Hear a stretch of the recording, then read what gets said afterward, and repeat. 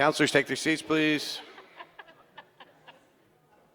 Would everyone please rise with me and recite the Pledge of Allegiance?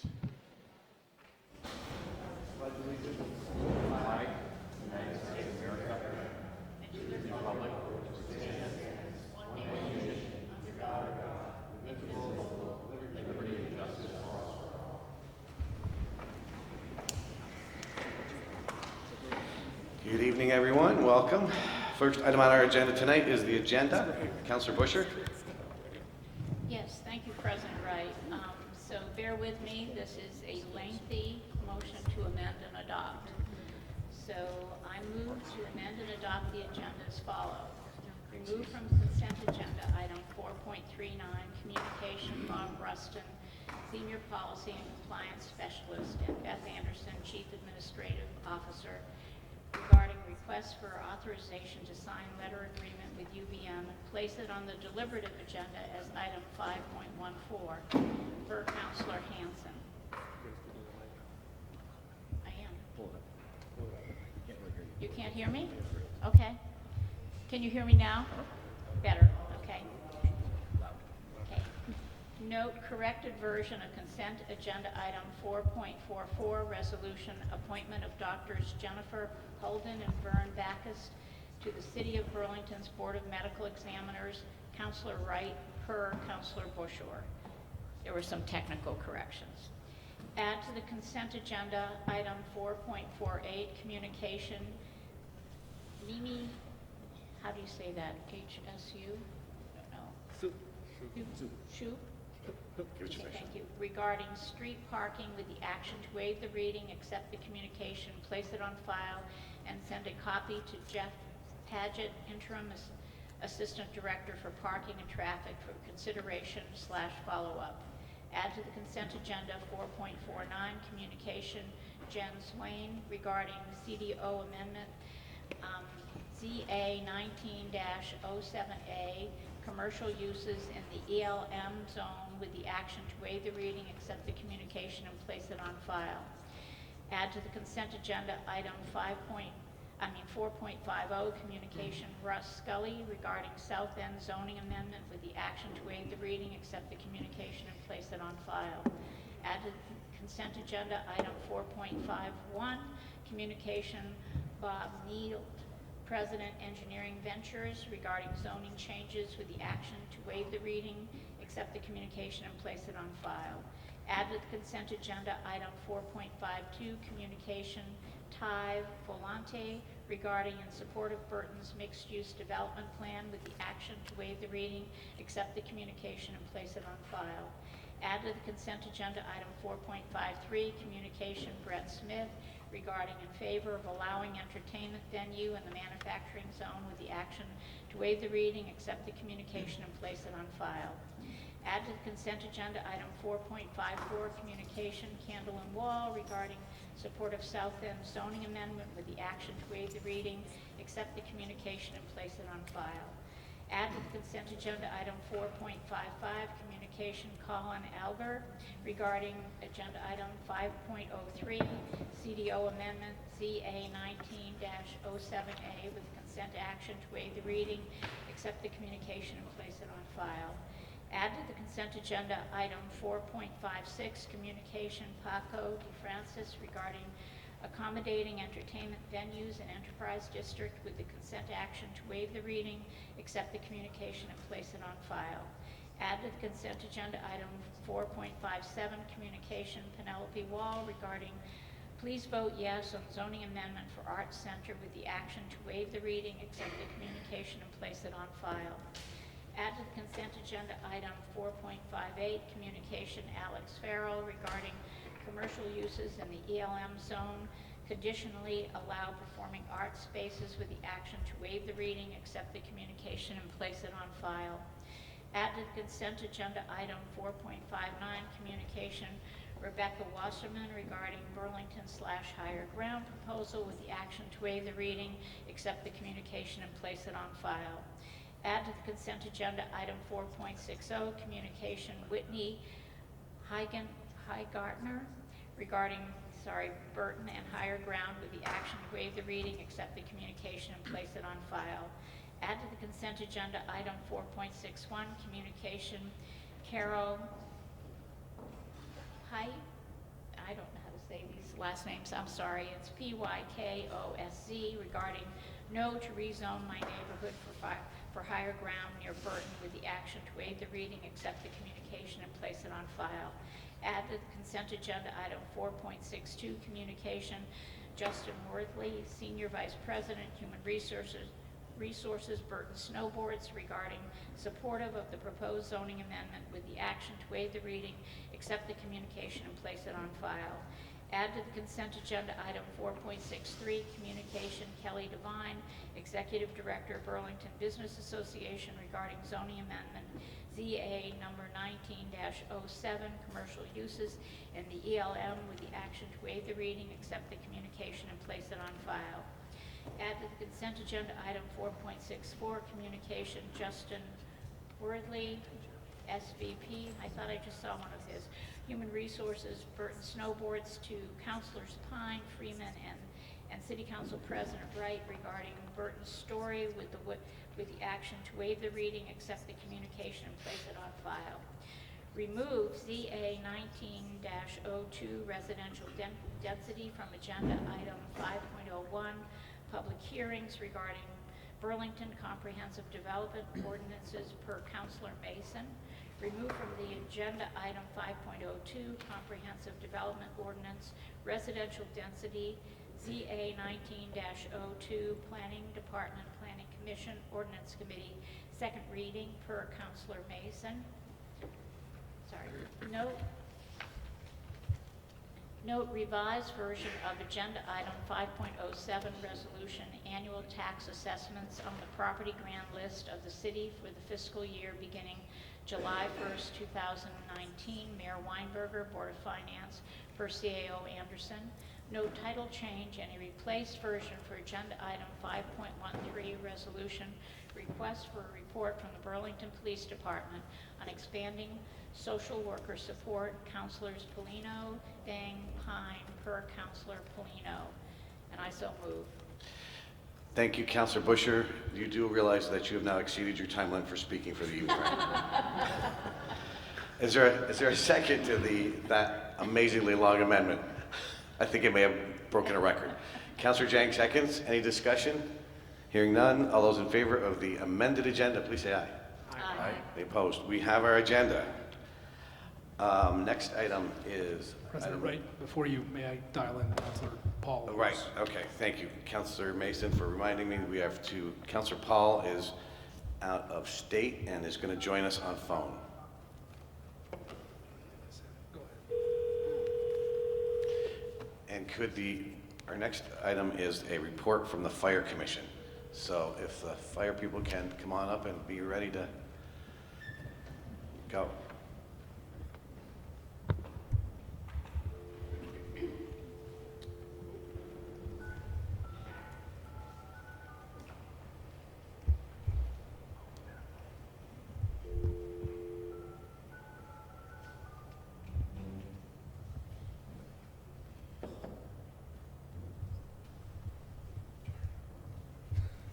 Jordan, we need your assistance.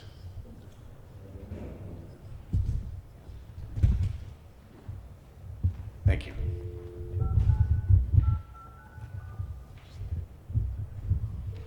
There we go. Hey, Councilor Paul? All right, we have Councilor Paul on the line. Oh, thank you, Councilor Paul. Okay, so it's the time of year for our yearly report from the Fire Commission. So please both just identify yourself for everyone and let's hear your report. I'm Commission Chairperson Ashley Bond. Steve Walker, Fire Chief. And thank you. Good evening, everybody. And I apologize, but you need to pull the microphone right and close to you.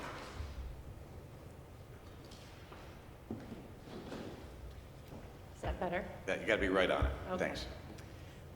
Thank you to the mayor and city councilor for allowing me the opportunity to highlight some of the details in the commission report that you have in front of you.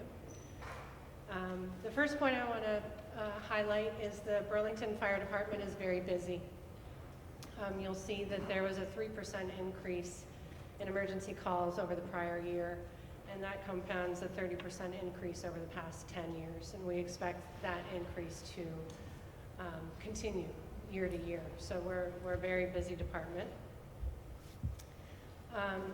With the support of the Burlington citizens, we took delivery of 2 new apparatus this year. This investment improved the reliability of having the right equipment available in service when needed. It also provided the reliability for the firefighters to have the safe equipment that they need, the right equipment, the right place at the right time. So we really appreciate that investment by the City of Burlington.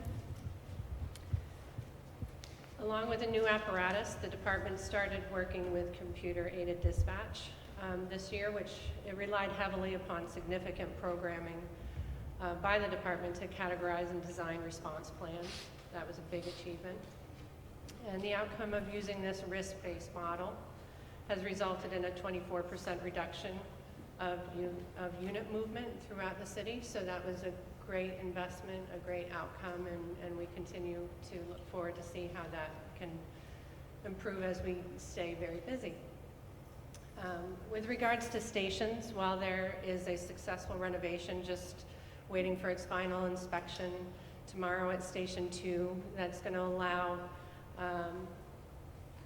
it's a project that was to address inadequate donning and doffing facilities at that particular station. We're very excited about that being complete, but I also want to emphasize a lot of the deferred major capital infrastructure investments in the stations are going to come to bear soon. So it's important that Station 1 and Station 3, that are the oldest stations in the city, they're at greatest risk due to their age.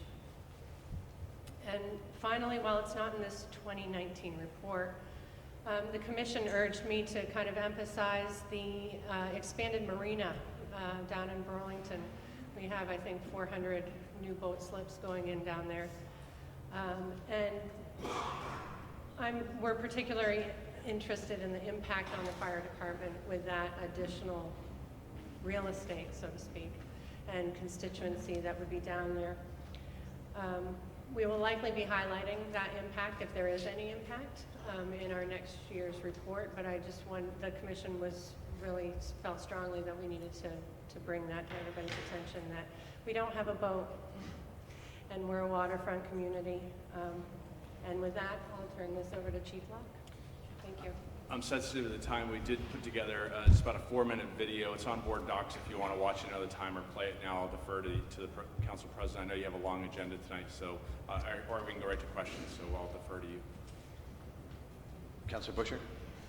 So I had a couple of questions, but when you brought up the marina, so where does the delineation between the fire department and the Coast Guard happen? Councilor Busher, can we just first decide if we're going to hear that video or not? That was actually posed as a question, whether we were going to go to questions immediately. Can council just give me an indication if you're fine with just going to questions? The video is on our, we have it, right? We have it. Is everybody good with that? Okay. Sorry. All right, go proceed, Councilor Busher. Yeah. Great question, and so certainly before I moved here, I would have said the Coast Guard is the rescue agency for the city, and I would not have thought anything differently about it. Certainly the Coast Guard has a mission, but they typically or often are not even in port here, or they're out doing the other parts of their mission. So while we rely on them, we also rely on Shelburne or Mallett's Bay for both for a rescue boat or for fire protection of anything else on the water. So we own the water, we own a section of that, but our capability is reliant on other agencies. So just to keep to this topic, I don't recall seeing, and that doesn't mean it wasn't there, in the budget any allocation of funds to deal with these kinds of situations. And I think of you as dealing with structures and emergency response as far as with an ambulance, etc. But I really didn't think about responding to boats. And so I think that we'd be well served to understand as this marina gets operational, really what that impact is to you and the delineation between Coast Guard and Fire Department. And it is a low risk, right? It is a very low risk and low frequency event. It's just, it is one of those things that we don't necessarily have the capability or the capacity currently to manage. Okay, so my questions before you mentioned the marina were really straightforward. You mentioned the use of iPads. Does staff use iPads like after you're at a fire to capture notes or information regarding that, or is that not what happens? Occasionally. So even like today, we had a small fire in the Old North End, and I saw them pull the iPad out and use that to capture video and photos. So, and they use it for, we have a language line for facilitation of, to be able to speak for translation services. So they use it for that. They use it for complete their medical reports. And currently we're using it now for mapping and all other capabilities in the fire trucks. My last question is alarms and false calls, 1,100 last year. Where is that in relation to previous years? Consistent. There's, without a doubt, it's consistent. Okay. Thank you very much. It's a good report. I appreciate it. And thank you for everything you do. Good department. You're welcome. I'm proud of you. So, Thank you. Thank you. We all are. Thank you, Councilor Busher. Any other questions for the chief or the chair of the commission? Councilor Jang. Thank you, Commissioner, and thank you, Chief. This is more of a comment than a question, but I can include a question into it. A couple of weeks ago, I've been in a car accident right in front of your station, this station downtown. A car hit me from the back. I was driving a big van, and before even I realized it, your officers stepped away from the station and run across the busy road and came and checked in with me and the passenger that I had, as well as the other driver who hit us. And it really struck me, the risk that that guy took, skiving into the circulation to get to us. And it was not even his job, basically. But I'm telling you this because I was proud of what he did. And I just wanted you to know I never reached out to you about it. It was just incredible. He even called the police for us before we realized it. And I think when we talk about safety, that's exactly those type of things that we want to see more and more. So the other thing that I reached out to you basically 2 days ago is we have been seeing an ambulance in the New North End lately, and we know we don't have one. But for the record, if you could maybe let the people know why that ambulance is there and what is the plan to have an ambulance for the New North End. Thank you. So in late April, we relocated the ambulance from the Old North End at Station 2 to Station 4 for the renovation. We only basically were working without having a bathroom out of that station. To have 5 people assigned wasn't going to work. So we temporarily relocated that unit. I suspect by Friday it will be back down to Station 2. And so the plan, as I think some of you are aware, an agreement that we will look at this issue in March 2020 about the cost and the ballot item to put a staff full-time 30 ambulance in the New North End.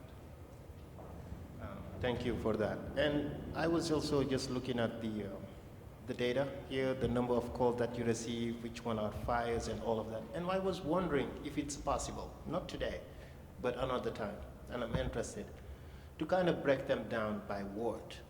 Where do you get most calls in the city? What specific ward? And this is just not a pressure, but whenever you have the time, I would want to know this breakdown into it. Thank you so much for your work. And Very welcome. yeah. Thank you. Thank you, Councilor Jang. Any other councilor? Question? Hearing none. Thank you very much for that report. Appreciate it. Thanks for the good work. Now we will move ahead to the public forum, which is a time certain for 7:30. And we have many people lined up to speak. So it will be 2 minutes tonight. Just make sure that you speak into the microphone. Have it really close to you so that we can all hear. And you'll have a lighting system in front of you. When the middle light goes off, you are rolling down to about a minute or so. When the red light goes off, you need to conclude your final sentence. Don't make it a long, long sentence. Or then I will have to cut you off otherwise, because there's a lot of people to speak and we've got a lot of business to deal with. So we'll open the public forum with Jennifer Regno, to be followed by Jennifer Decker. Yes, good evening, welcome. And again, just make sure the microphone is pulled right up close to you, please. Thank you. How's this? That should be good. Okay. A couple of weeks ago, while I was home brushing my teeth, the F-35s from Utah roared over my head, blasting my ears and vibrating every cell in my body. Maybe some of you here also heard that noise. The F-35s that will be based at the airport will be louder because they'll have to use their afterburners during takeoff. That's 4 takeoffs and 4 landings a day. What will noise at that level do to our children? I think it's going to be toxic. I've read about permanent hearing damage and impaired learning, but what else will we be learning over the years? My sister's son and his family live near the airport on Forest Street. Their 9-year-old daughter attends Chamberlain Elementary School. She has Down syndrome. She has sensory issues with normal loud noises. They terrify her. Living and going to school within the 65 decibel day-night level sound area will be very bad for her. It's going to be very bad for all the children who live or go to school near the airport. It's going to be bad for pregnant women, for old people, for anybody in that area. Are we supposed to lock the children inside, never opening windows or allowing them to play in their yards or in the playgrounds? Will that really solve the problem? I think the first step is to educate ourselves on the noise facts, especially study the new Air Force noise map. We have to protect the children. I don't think we should let them become victims of commitments we've allowed our politicians to make. I think we have to stop the F-35s from being You can finish your sentence. based so close to where we live. Thank you.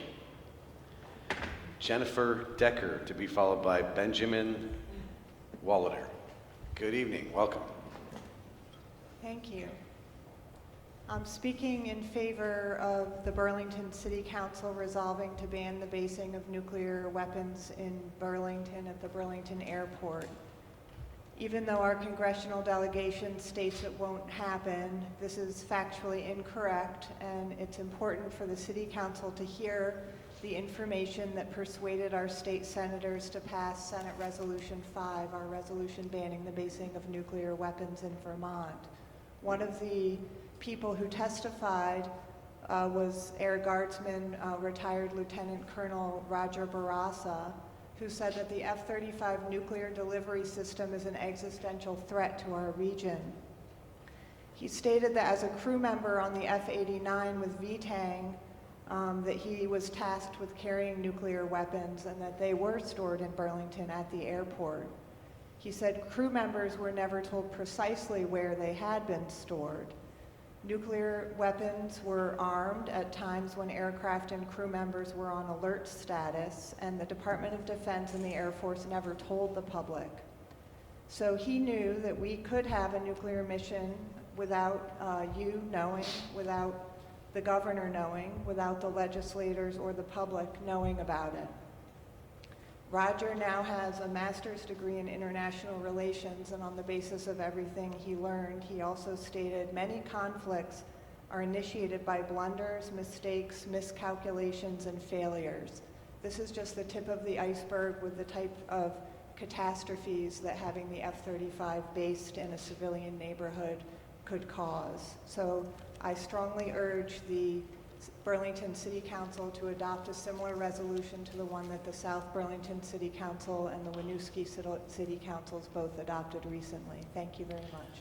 Thank you, Ms. Decker. Oh, hold it, no. Please be respectful and no applause. Benjamin Wallader is up next, to be followed by Ellie Kenny.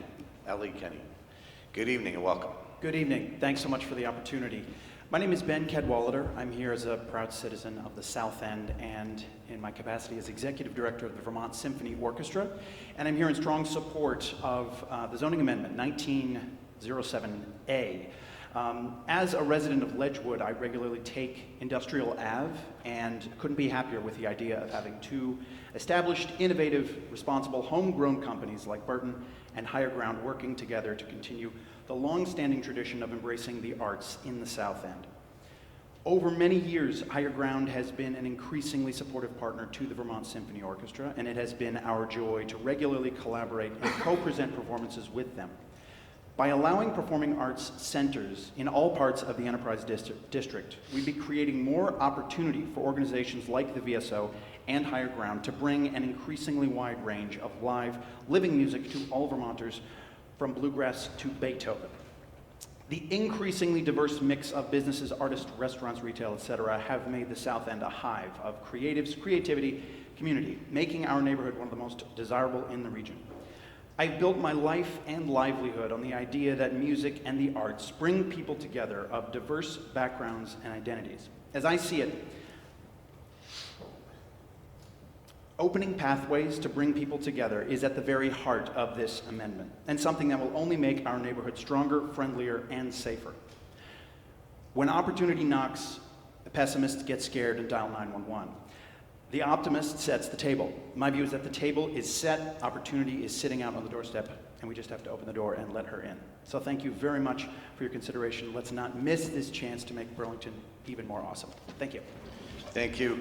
And I've just been reminded to let the public know that there is a public hearing during the zoning amendments. There'll be a public hearing, so if someone wants to speak during that public hearing, you can. You don't have to speak during that. A lot of people are signed up to speak about that in this public forum. That's fine. I'm just letting you know there is also a public hearing later when this issue comes up. With that, welcome, and you have the floor. Hi, I'm Allie Kenny, and first I wanted to start with a confession. I've lived 12 and a half years in Winooski. I had a huge yard, gardens, chickens, dense development, affordable housing, diversity. I was on the DRB, chair of the environmental committee, etc. And I made the decision last year to buy a home on Scarf Ave in the South End. I was almost afraid to tell people I was leaving Burlington. I'd convinced dozens of friends to buy homes in Winooski. And it was a really hard decision to make. And why did I move?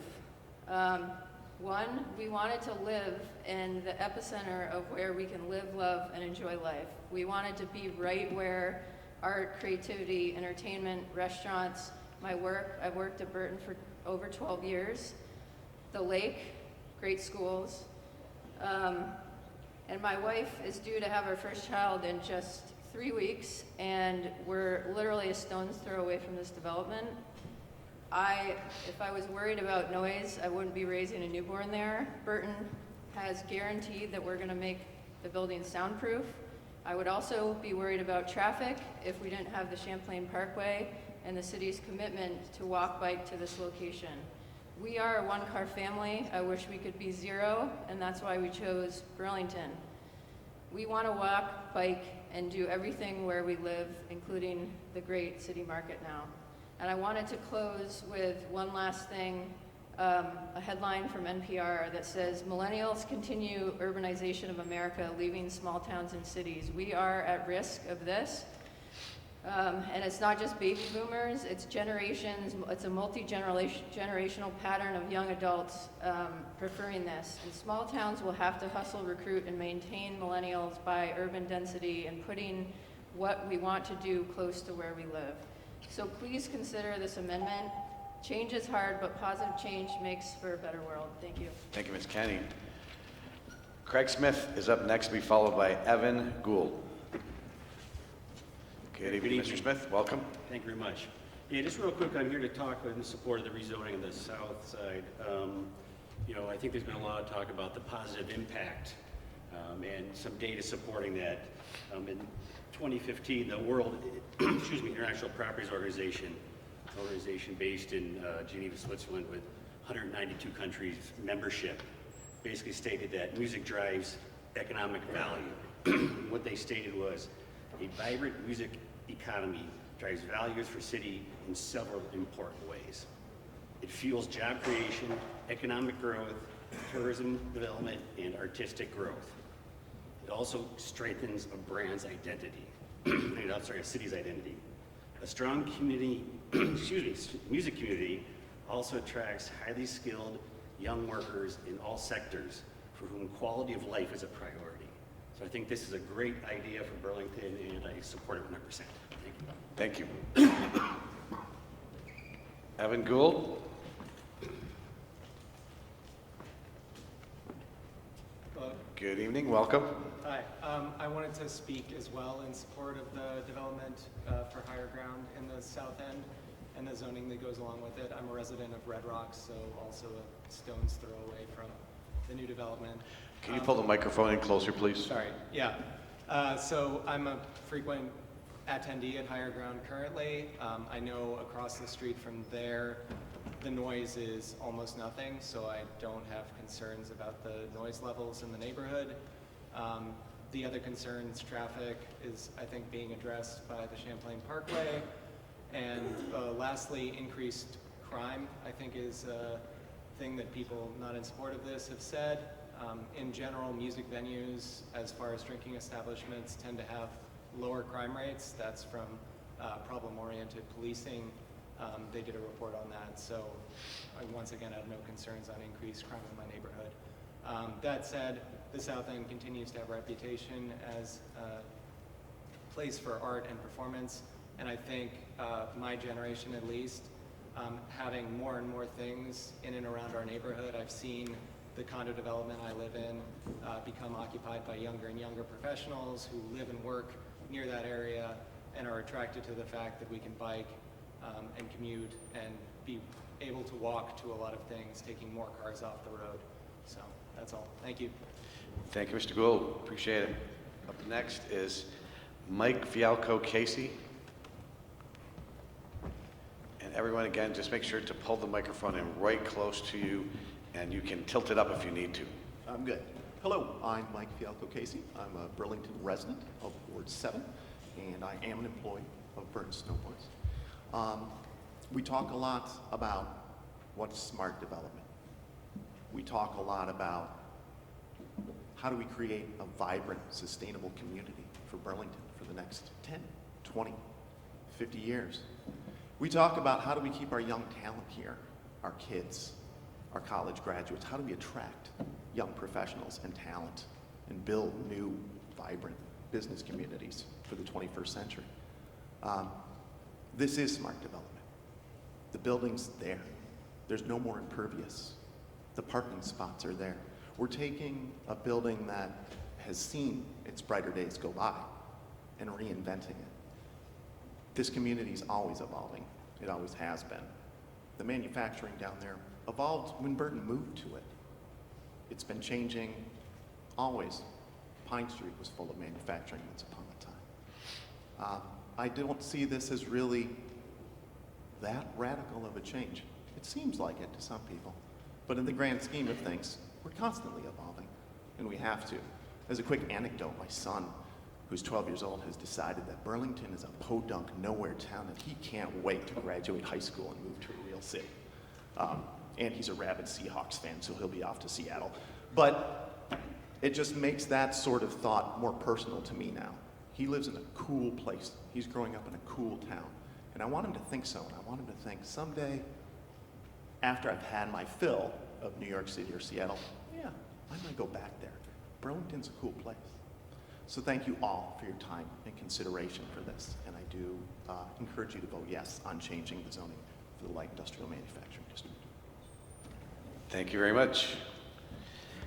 Erin Kennedy is up next, to be followed by Doug Goodman. Good evening, Ms. Kennedy. Welcome. Hi. My name is Erin Kennedy. property owner within the Red Rocks Condo Association at 161 Austin Drive.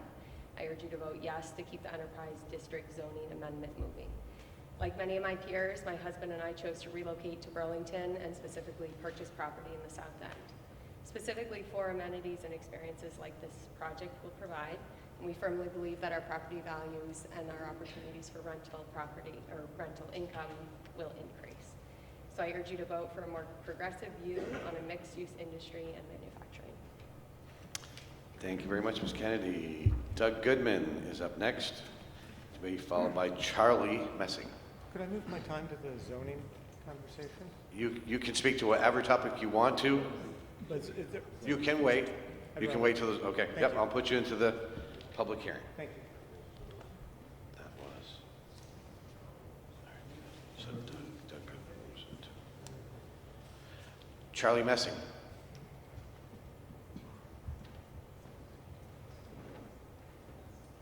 Good evening and welcome. Hi, friends. Mr. Mayor. This is a decibel meter. It's very interesting. When I'm talking like this, it's 80. When nobody's talking, it's 50. 10 decibels means it's twice as loud.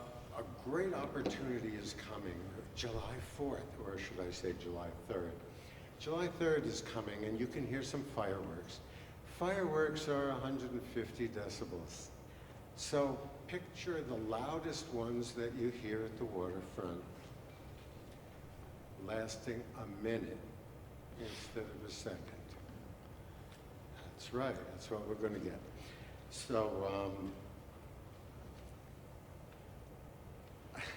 I have a feeling that people who think it's going to be okay are going to, what's the matter with you, are going to think it's not once they come here. The other thing is the buses. Okay, the College Street Shuttle, the schedule is horrible. It's gray on white instead of black on white. It's very hard to read.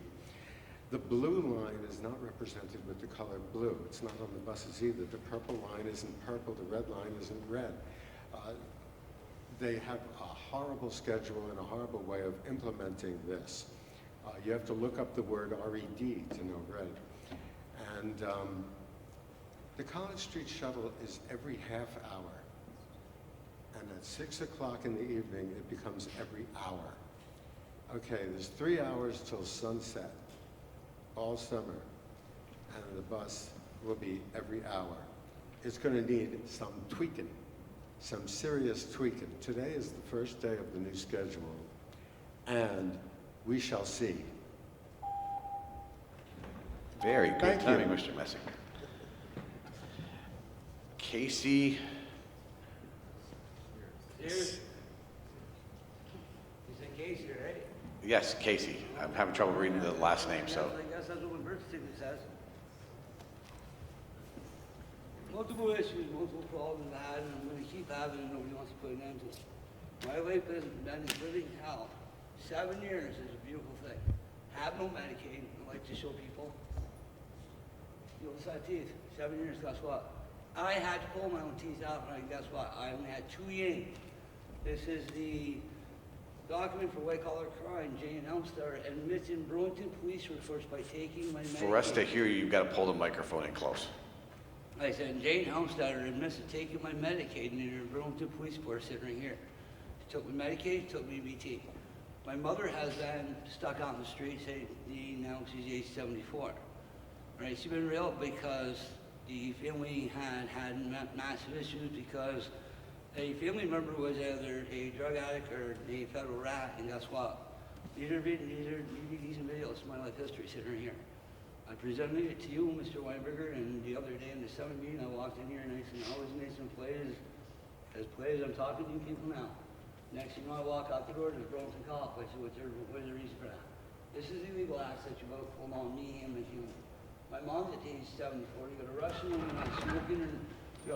that's smoking, in her apartment. My mom is in need of help. Guess what? There's only 3 heaters at work. You know, I've been in every single dump housing apartment since I've been homeless. All right? My Medicaid's gone. My Mental health record was shut, brought to your attention, you already know that, we so did everybody else trying to steal them all. Okay, now these are illegal acts that you guys are allowed to get away with. Okay, that is like totally wrong. As far as Steve Marshall, we're only sitting back to me, there's a little meeting on this, there's 16 seconds. So you guys need to address a lot of crap in your housing, and Medicaid, and also my work history. You guys screwed me out of life history because I have not committed any crimes. I got documents stating that I'm a rapist, I'm a snapper, you know, and these are things that need to be dealt with. Thank you very much. Rob Slingerland is up next, to be followed by former City Councilor Dave Hartnett. Mr. Slingerland, welcome. Thank you. My name is Robert Slingerland. I am the Chief Steward for IBT Local 597, representing drivers at GMT. I'm here to let you guys know about my disappointment in the outcome of the driver who was terminated. Let me be the first to tell you that any questions you asked GMT on the 3rd of June, you didn't ask enough, because he's not the first one to remove students off those school specials. I have removed them off my bus, and I'm still working there. His situation went political, and we all know why it went political, with him being the scapegoat of a system that has failed us for years. The school system will come out with rules one year, pull them back the next year. GMT did the same thing.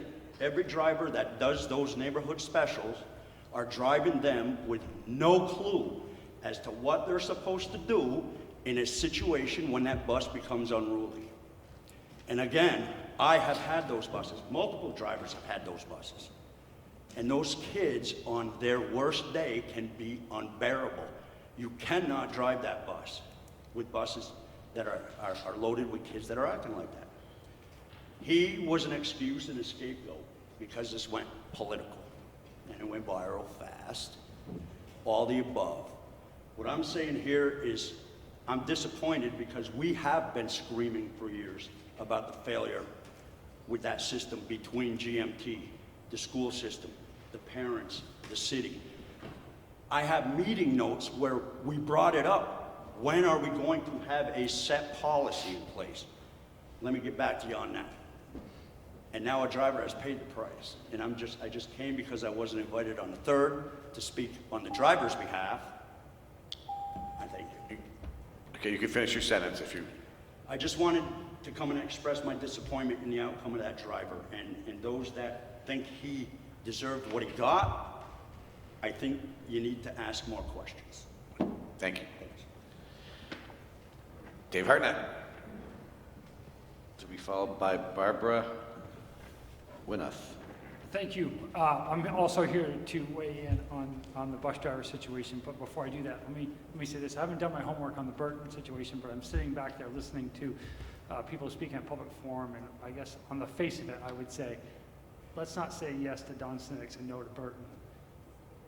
So, moving forward, let's make sure, I agree, I think it's smart development, I think it's good development, and I agree with the public forum speakers here, and I think it would be great to have Burton, and so I hope we can push that zoning through. Just quickly on the bus driver, it was a rush to judgment. It cost him his career, a 10-year career, a hardworking individual. It's unfortunate, right? The facts of the story were not true when they first came out, and city councilors took it upon themselves to rush to judgment without getting all the facts. And when all the facts were in, and everyone saw the video, and I got to tell you, it was handled well by CCTA. You know, the video was transparent. You saw the actions. It wasn't just the black kids that were removed from the bus. It was all the kids that were misbehaving from the bus. Let me go on record and say I disagree with his decision taking those kids off the bus. It was a bad decision. But what do we do here in Burlington? What makes us so special? That what we do is we help people, right? We teach them. It was a decision. So he made a mistake, and now he's lost a 10-year career. Somebody that has a family, a mortgage, bills to pay. He's without a job because he made a mistake. And I think that's unfortunate. When we talk about holding people accountable, and we're going to draw a line in the sand, and we're going to start with a local bus driver, and we're going to cost him his career? This council overstepped. There's no question about it. And I'm not sure what's going to happen. I know it's an appeal. I don't know the bus driver. Wouldn't know him if he walked in that door tonight. That's not the point. We cost this man his career, and that's unfortunate. There was one counselor, I believe it was Counselor Paul, that tweeted out, this was life-changing. This could be a life-changing situation for these kids. I would argue that we've had a lot of life-changing situations that have happened here in Burlington, a lot more severe than a bus driver making a mistake. Thank you. Thank you, Councilor Hartnett.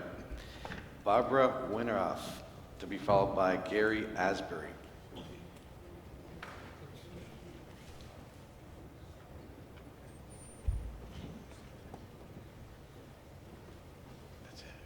Good evening and welcome. Thank you very much. I'd like to address two issues. The first is the F-35. It's really the military's stated intent to have a three-pronged approach to delivering a small atomic bomb.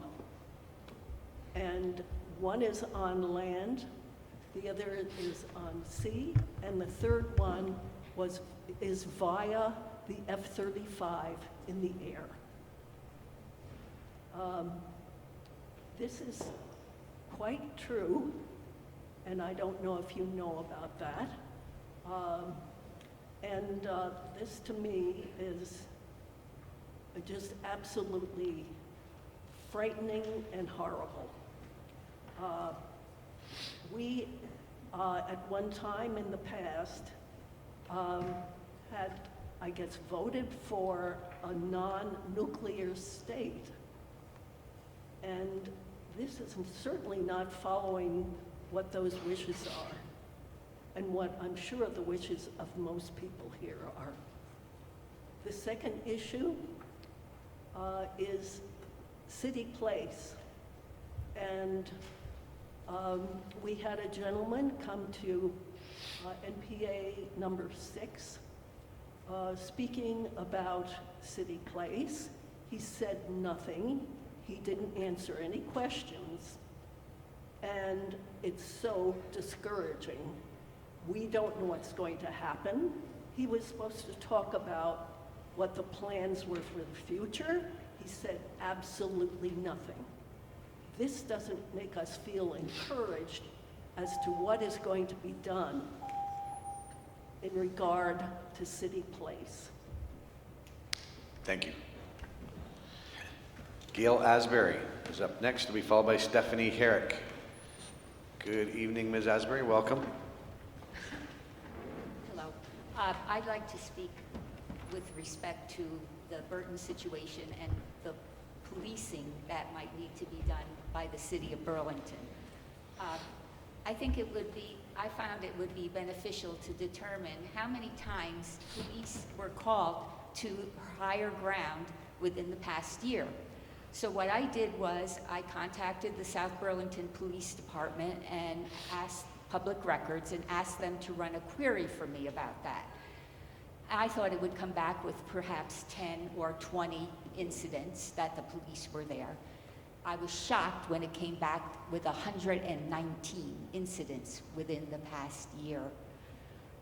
If you take away the police discretion, which was about 30-something incidents, there were multiple types of things, such as, and I'll just name a few: fighting, intoxication, accidents, leaving the scene of an accident, welfare checks, drugs.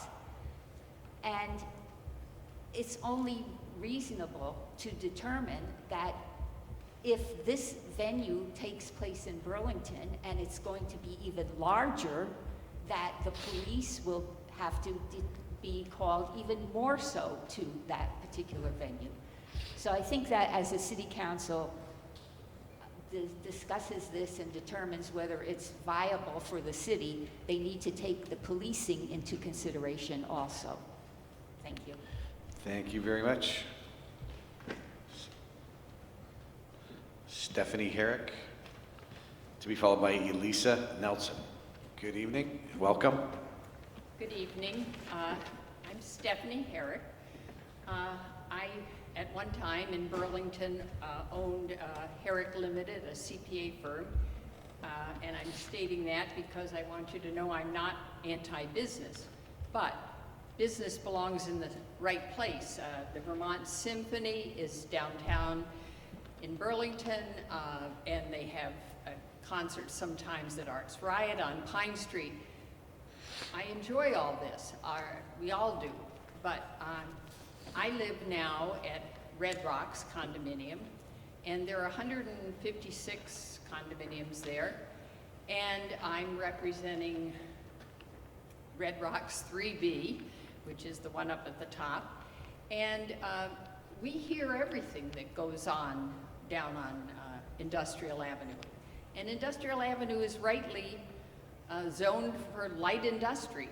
And there's Edland, Rhino Foods, Burton, and I don't think Higher Ground, which has been on Williston Road, with 115, 119 police calls at 11 o'clock at night, when you're in the summertime, you've got your windows open, you're gonna hear, not the inside, because they're talking about protecting that, but you're gonna hear when kids get out and they get into their cars, and it's surrounded by, Queen City Park, Ledgewood, other residences, and I just don't think it belongs there.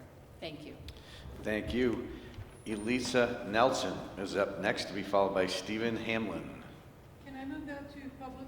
You want to move yours into the public hearing? Thank you. You got it. Stephen Hamlin is up next, to be followed by Brett Smith. Good evening, Mr. Hamlin. Welcome. Good evening. Thank you. I'm Stephen Hamlin. I'm the president of the board of the North Avenue Co-op. We're a 113-unit low-income nonprofit mobile home community on North Avenue. Included in our tenants are at least 13 Vietnamese families, 20 rental units, mostly Section 8. We had a community cleanup on Saturday this past week, in which the city and our councilors paid for the dumpsters, and we had a metal dumpster to put the metal in to keep it separated, and we had hazardous waste and recycle, which I brought down to Pine Street after we were all done. A cookout followed where councilors Hartnett and Polino actually paid for the food, and we've been working for 3 months to have this happen, to get everybody to clean their yards up. So I'm here tonight as a change of pace from what you guys are used to thank Councilor Dang, Councilor Polino, Councilor Wright, and ex-Councilor Hartnett, and the mayor for what they've done for us. They've attended some of our meetings. They've helped us out with many things in the past, and I was really impressed that Councilor Polino and the mayor showed up with their gloves and climbed in trucks and took stuff and threw it into dumpsters instead of just use it as a social hour. They really did help us a lot, and we really appreciate it. So personally, and as a representative of the community, I just wanted to come here and thank you guys for what you've done. It is a very big gesture, and that's it. Thank you. Take an extra couple minutes, Mr. Hamlin.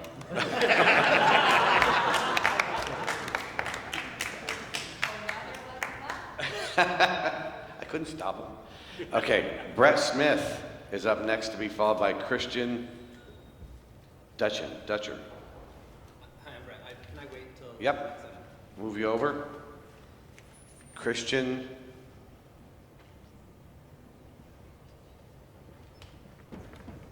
Good evening. Welcome. Good evening. Thank you. Thank you for all that you do for the city. I am a resident of the South Cove neighborhood. I'm within largely a stone's throw of the proposed music venue. I'm in my early 50s. I've got 2 young kids who like to garden and do typical sort of neighborhood things. With all of that being said, I am in favor of the proposal at Burton. I am because I believe that the parties involved are responsible stewards for the public good, and I happen to think that sometimes resistance to these proposals are things that leave the city in a less vibrant position. And I moved to the South End in part to enjoy the vibrancy of the emerging South End, Pine Street South End neighborhood. So I'm just a voice who is in favor of it, despite the fact that I do have some concerns. Ultimately, I would vote yes if given the opportunity. Thank you. Thank you very much. Michael Williams is up next, to be followed by Maria Hummel. Good evening, Mr. Williams. Good evening. Welcome. Thanks for the opportunity. I'm not in support or I'm not against the higher ground on industrial. Reside at 91 Austin Drive. I've been there since 1999. I just need to say that there are definitely some issues that we need to consider before allowing or not allowing. One is being the traffic. Right now, whenever there's a Burton sale every summer, that neighborhood, when it's in the heyday of the sale, when it was really, really popular, when they'd have 400, 500, 600 cars there, that neighborhood was a really, really bear to get in and out of, along with CCTA. I'm excited to have higher ground in the neighborhood if they're going to be responsible neighbors with the noise and making sure that, you know, everything that needs to be considered, such as the parking coming in and out of there. It just seems like with CCTA, with the noise battle that we've had for the last 20 years, with Rhino Foods, the same thing. Us neighbors, as much as we think we're all for it, and we're all excited for it, and we love higher ground, we do reside there, we do have to live with the noise. There's always different battles. I've gone over to CCTA in boxer shorts early in the summer at 5 a.m. because buses backing up with the beeps going on, and they're not supposed to be doing that, especially with the turnover. So it's just, we're tired of having a battle of just, having another issue. So please do your due diligence and look at what needs to be done and, either vote yes or no. Thank you very much. Thank you, Mr. Williams. Maria Hummel, to be followed by John Gearson. Hi, thank you. Good evening, I'm welcome. here also to speak on Burton and higher ground. And similar sentiments as my predecessor, I think it's very possible to be very pro-growth and pro the kind of cultural development that we have in the South End, and that has marked the South End and that higher ground could bring, and be concerned about the pace of this zoning change outstripping the infrastructure being ready for the traffic impact that higher ground could present to the neighborhood. I live on Home Avenue. We have a traffic impact that's greater than the street was built for, and I plead with the council to think about perhaps a staggered zoning timeline that fit with the completion of the south end of Champlain Parkway. Thanks. Thank you. John Gearson, to be followed by Grayson King. Good evening and welcome. Hi, my name's John Creason, and I'm here to speak for the citizens of the South End who do not have vested interests in the Burton higher ground development. I find it somewhat cynical that a lot of people have come up here and said they're South End residents without revealing their connection to this project. Anyway, so I live at 174 Home Avenue. I have a 12-year-old son as well, who currently sleeps in my basement because the traffic is so loud on Home Avenue that he can't get a decent night's sleep. We live about 60 feet from Home Avenue. Cars, I'm sure you all know, going through the Champlain Parkway project, that the city and state have been well aware that Home Avenue was not built to handle the traffic volume that it currently has to handle. The Champlain Parkway is promised. It has not begun. There have been no shovels in the ground. I am pro-growth, innovation. I go to higher ground. But dropping the state's largest rock club in the middle of a residential neighborhood that has one residential street to transport the patrons in and out, I find to be, I just can't believe that that's actually on the table. The Champlain Parkway can alleviate some of the traffic, but there are zoning regulations for a reason, and spot zoning for one corporate entity I find to not be fair to the citizens of the South End who do not have a vested interest in higher ground and Burton being in that location. Thank you. Thank you very much, Mr. Creason. Grayson King, to be followed by Rosetta Weber. Good evening, Mr. King, welcome. I'm Grayson King. I've been a resident of the South End for over 20 years. My wife and I have really enjoyed the growth of retail spaces and restaurants and businesses and arts venues that we've seen in the South End. And we feel strongly that the zoning amendment furthers this growth in a positive way. We think the Champlain Parkway will mitigate the traffic issues that many people have raised. And so we are all in favor of the zoning amendment. I'd like to say that I have no association with Burton Snowboards. Thank you. Thank you very much. Rosetta Weber is up next, to be followed by... Good evening, welcome. Hi, my name is Rosetta Weber. I am connected to Burton Snowboards. I'm director of programs for the Chill Foundation, Burton's nonprofit. Our offices are in the building where the development is being proposed.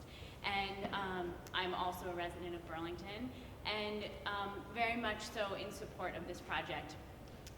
Coming from a slightly different perspective, at Chill, we work with youth coming from a whole host of different challenges right here in Burlington, as well as Winooski. We work with youth in the Winooski School District, Burlington, South Burlington, Howard Center, NFI, Gene Garvin, Rock Point. I could run through a whole long list of agencies and youth and adults in this community that we work with very closely and who come to this space where our offices are for our programs, for our snow programs and for our skate programs. And we see this as an opportunity to really expand that community and expand those opportunities that our youth, the youth that we are working with, are introduced to, the community that they are a part of. So it's really an opportunity to progress what the youth that we work with are able to become involved with and really kind of grow with this community in a different way that maybe they aren't necessarily exposed to in their everyday lives in their neighborhoods. So thank you very much. Thank you, Ms. Weber. Charles Simpson is up next, to be followed by Wendy Bratt.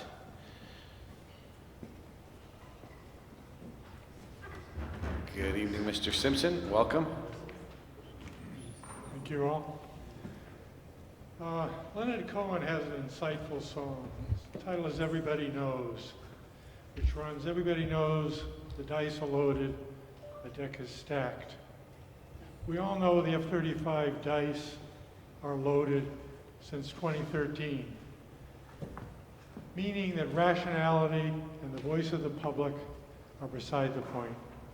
Rational considerations that thousands of our scarce, affordable housing units, housing on which our economic growth depends, will be rendered unfit for residential use, or that our children's cognitive development will be put at risk, or that rational considerations that the increased risk of nuclear conflicts and the end of organized human life as we know it will be enhanced by these death machines. Where do we go when rationality no longer is relevant to public policy? What do? I suggest we call on you, our local elected officials, to display courage.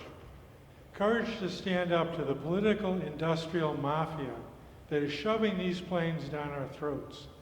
Courage to stand up against Congress and the military industrial complex and say loud and clear, Burlington will not host the F-35s. Thank you very much. Thank you, Mr. Simpson. Wendy Bratt is up next, to be followed by Lori Smith. Good evening, Ms. Bratt. Welcome. Good evening. Thank you. I'm here as a Queen City Park resident and a lover of Red Rocks Park, which is a South Burlington maintained park, but immediately across the street from Burton, as most of you know. I'm all in favor of higher ground. I raised 3 sons. We're all music lovers. We go all the time. There are 100-something events that happen at higher ground every year. Fantastic. I love it. I'm just not positive that I need to be convinced that this is the right location. If you said to me, oh, let's put it in Hannaford's, the old Hannaford's, or the old Hannaford's, the soon-to-be old Hannaford's grocery store area, I'd say, great. You're not 360 degrees surrounded by neighbors. We live in a quiet area with access to a lake and a little green that all the houses face. My concern is that we are going to have people coming down there and spending time after a concert. I was young, you were all young, you probably went to concerts, and when I went, I loved to find natural areas afterward. And I'd come out pretty, with pretty loud affect to me, and I'd go and find a park. And Red Rocks is already overflowing. It's sad, it's so beautiful. We all want to share the beauty of it. And yet someone gets hurt every year jumping off of the cliffs. And I can see it now. It's a full moon night, there's a good concert. People know about those cliffs, and a couple guys dare each other to jump in. I want to be sure that we as community are keeping everyone safe. I do have the incident report, the incident search result report that someone else mentioned. 115 was my number, not 119. Lots of opportunity for attempts to protect all of our citizens. Thank you. Thank you, Ms. Bratt. Lori Smith is up next, to be followed by Wes Hamilton.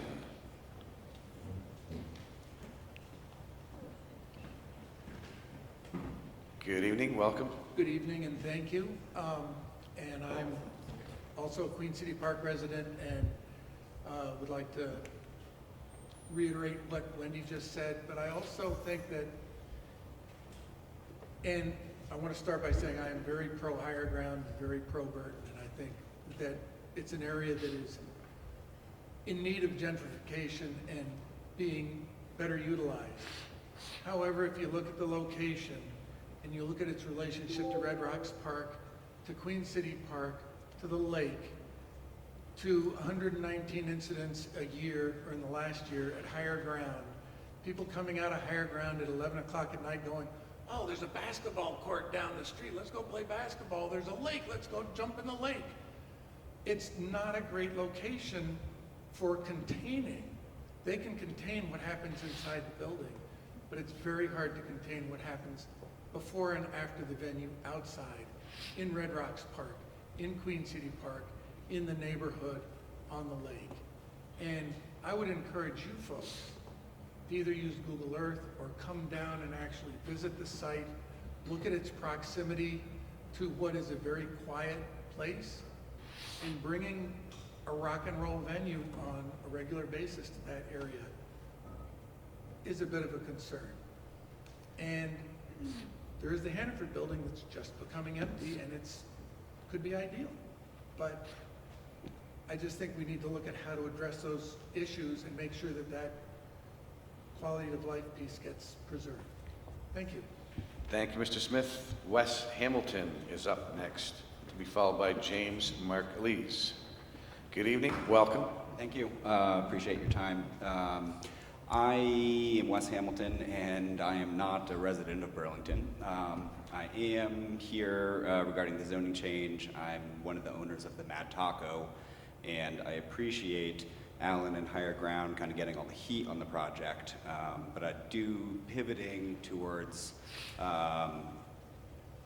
other aspects, because it's not just Higher Ground that's going in, and part of it, which I'm here to speak to, is there's going to be a food hall should everything go through and pass and this project go through. And so I've partnered with the owners of Misery Loves Company, and we're very excited. The food hall concept as a real community anchor and open space. The food hall concept allows multiple restaurants in one shared communal space. Our vision is really about places where the entire community can get together, and we are very excited to bring our commitment to livable wages, to green practices, to sustainable and locally sourced food. These are the values that we have for our restaurant, and I think we'll be creating a few dozen jobs in doing that, and I think bringing more than just now Higher Ground is at Burton. So I just want to speak in favor and speak to a little bit more of what this project will be bringing to the city. Thank you. Thank you, Mr. Hamilton. James Mark Lees, to be followed by Robin Lloyd. Good evening, Mr. Lees. Welcome. Thank you. The basing of F-35 jets in a city violates the laws of war and puts the city of Burlington in violation of the law. And this was all described in the U.S. Department of Defense Law of War Manual that was put out 3 or 4 years ago, and shows that the harm to civilians without military necessity is illegal. It's not just a matter of choice. The Air Force has admitted that they had choices for where to base the F-35. So it was not a matter of necessity to base it in a city. The problem here is that the F-35 is being based amidst 3 cities and 4 towns with tens of thousands of people. And the Air Force admitted harms to those people: hearing loss, learning impairment of children, and, most of all, targeting, because the base for a nuclear bomb delivery system, like the F-35, will be targeted by those who have that capability and are considered enemies. So we need to stop the illegal situation by canceling the F-35 and bringing in a mission for our Air Guard that's compatible with its location in a city, that doesn't violate the military's own laws that prohibit basing of equipment, military equipment, in a populated area. Thank you very much. Thank you, Mr. Lees. Robin Lloyd is up next, to be followed by Monica Koskanemi. Good evening. Welcome. Yes, well, good evening. And continuing the theme, I would like to speak about the use of firefighting foam at the Burlington Airport. This foam has been and will be used by the military in training, exercises, and on-base fires. It's not just used in emergencies, it's routinely used to prepare for emergencies. So washing off into our runways and into sewers and wells, it's called per and polyfluoroalkyl substances, or PFASs, are amongst the deadliest chemicals ever developed.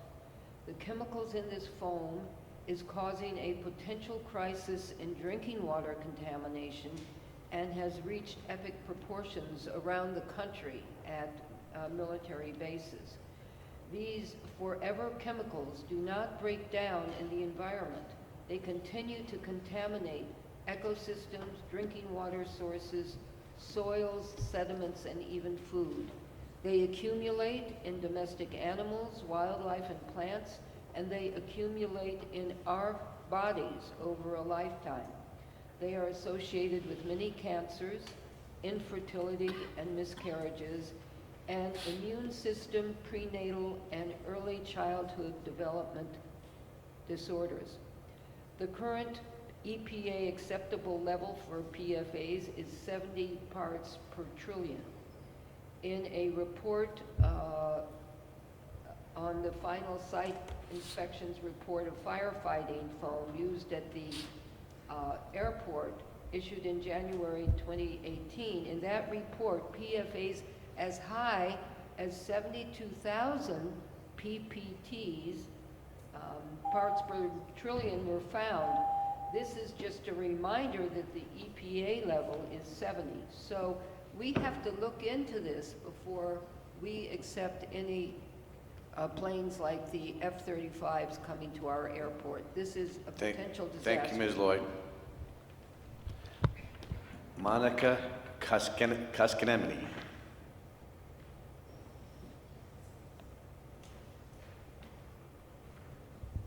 Monica? Okay. Moving on from Monica. Laura Waters is up next.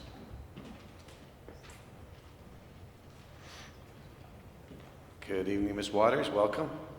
Thank you. I'm reading a letter from Megan Emery, Vice Chair of South Burlington City Council. Dear colleagues on the Burlington City Council, I'm writing to convey the concerns of the residents of a historical neighborhood, Queen City Park, one of the oldest in the city of South Burlington. You will be considering a proposed change in the zoning in the south end of Burlington in order to accommodate Burton's plans to integrate a performing arts center on their campus. 76 residents representing over 3/4 of the total households in Queen City Park have submitted a petition asking both of our councils to oppose any plans for higher ground to relocate there. They cite numerous concerns, which you've already heard about.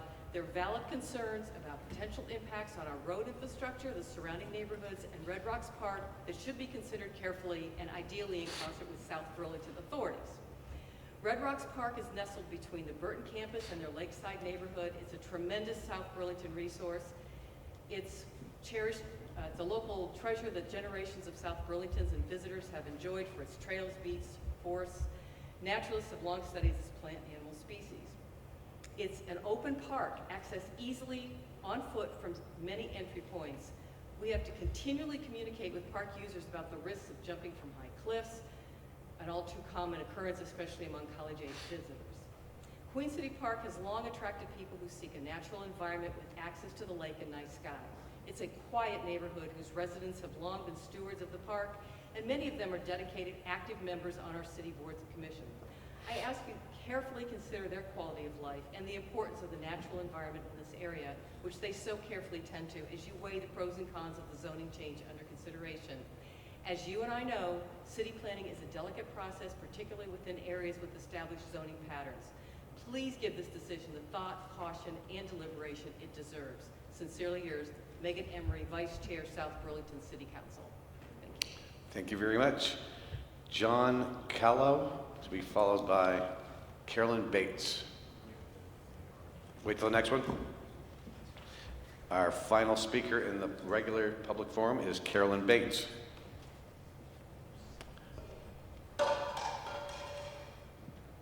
Good evening, Ms. Bates. Welcome. Good evening. Welcome to all of you, and thank you so much. Can you hear? This sounds like I'm not.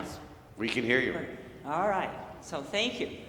I am from the Ward 5, 20 Caroline Street, and I started a business here in 1973 as a freelance photographer, and I bought a house in 1978. And I will have to admit that I've taken photographs both at Higher Ground and at Burton, and I know the people involved, and I still think it's a great idea to have them here. I'm actually very excited. I've been very proud as a Vermonter with all of these companies that are really Vermont, homegrown, you know, Ben & Jerry's, 7th Generation, Magic Hat, IDX, and Burton. And they're great companies, and I think we should see that some way that we can work with them. The very fact that Burton's been looking for a tenant, what, maybe 10 years, and Higher Ground does not have a place to live, I would really, really love it if we could figure out how to bring them here, let Higher Ground return to Burlington where it started, and work out all of the essentials. I don't think you should make a decision tonight. I think you should look a whole lot more at traffic and road infrastructure, at security, and get some more facts in front of you before you do this. I would also want to say is that we really need more businesses into Burlington, since we now have a hole in the ground called the mall, and what we lost $2, $3, $4, $5 million, how much, Miro, per year, that we want companies to come back into Burlington that want to be here, that will help our tax, and let us welcome them and be easy on them. Thank you. Thank you, Ms. Bates. And that concludes tonight's public forum. We will have another public hearing on the zoning changes, proposed zoning changes. But that concludes item number 3. We will now go back to item number 2.02, which is a report from the Planning Commission.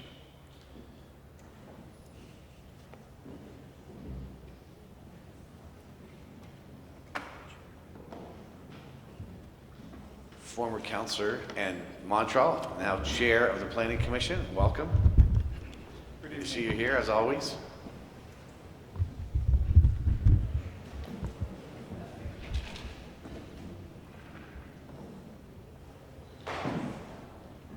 This is no reflection on you, but you really seem to be clearing the room.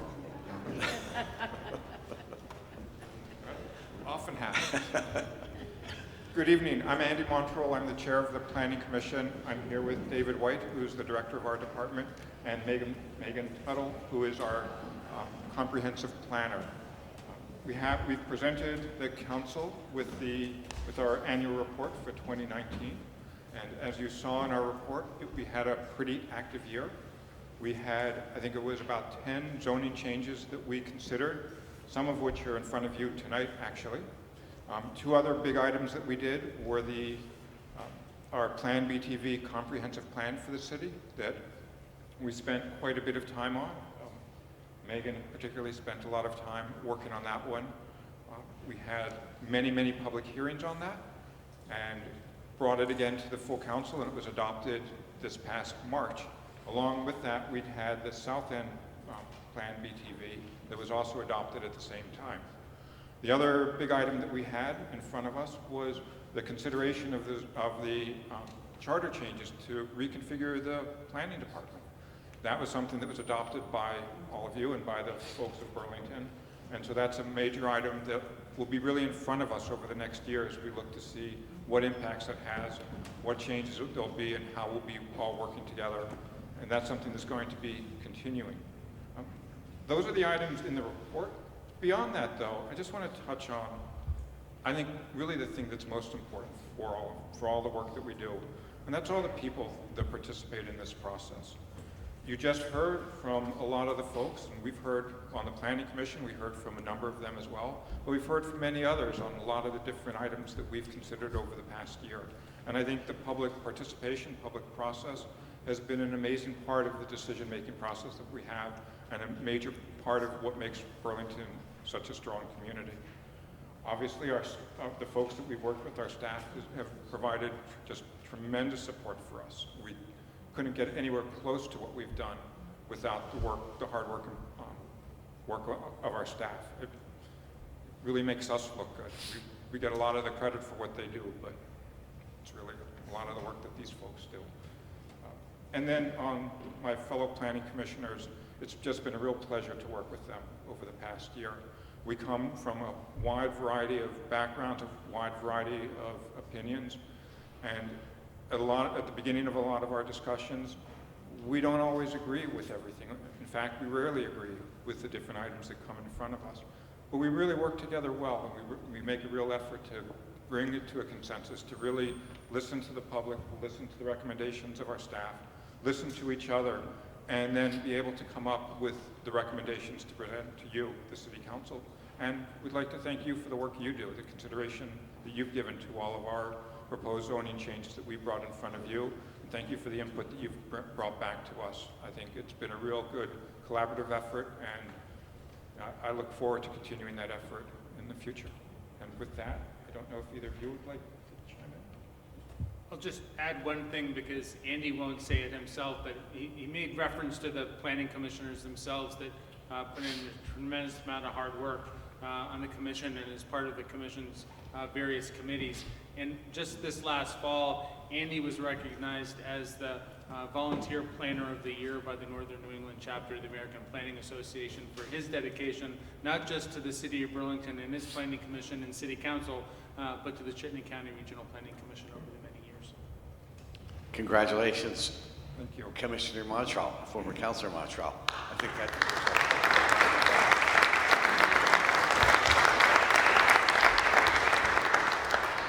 and I know that that's not the first award that you've gotten, because I remember you getting one when I was in Montpelier.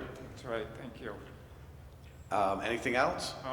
That is it. I'd be happy to take any questions. Questions from the council? Councilor Busher. Not a question, but just a comment. You know, planning is what I loved, and I can't be at as many meetings. I do try to make a lot of them, though, and I really feel that we are so well served by having a diverse commission, because I wouldn't want everyone to see Burlington the same way, because the residents don't see Burlington the same way. And I think that's what really makes it so important, that you all bring different perspectives, and that ultimately you bring forward zoning proposals that are reflective of the diversity of all of the people and what we think works best for our community. So I just wanted to acknowledge that. And I think all of you do an excellent job. The other thing was, in your report, I was delighted to see that David and Megan were joined by Sandrine, oh my goodness, doing a presentation in San Francisco entitled Plans as Catalysts for Change. And so it just brings all of those great minds together. And I'd love to hear more about it, not tonight, but I'd love to hear more about it. But anyways, thank you very much. The report was very complete, and I appreciated it. Thanks. Thank you, Councilor Busher. Anyone else with Councilor Shannon? Thank you. I just want to really thank you, Commissioner Montrell. I think that your intelligence and your wisdom and your spirit of collaboration has really brought together a group of people that did not always get along so well, because it's not just the case that, you know, it's a kind of a new group of people, but it's really your approach that you have taken that brings people together, and I appreciate the way in which we are at times polar opposites, and admire the characteristics that you have that I lack and I aspire to. So, and I will ask my my standard question, which is, can you tell us a little bit about how and if the Planning Commission is working with the other development boards to make sure that issues that come up at the boards in terms of the practical use of the ordinance are addressed by the Commission? Yes, thanks. Great question. We actually do that in a couple different ways, in a variety of different ways. One is annually, we try and do it in January, but we have an all planning, development, zoning board meeting with the various different boards that are involved in it, and with staff there as well. So we have in here a large group sitting around.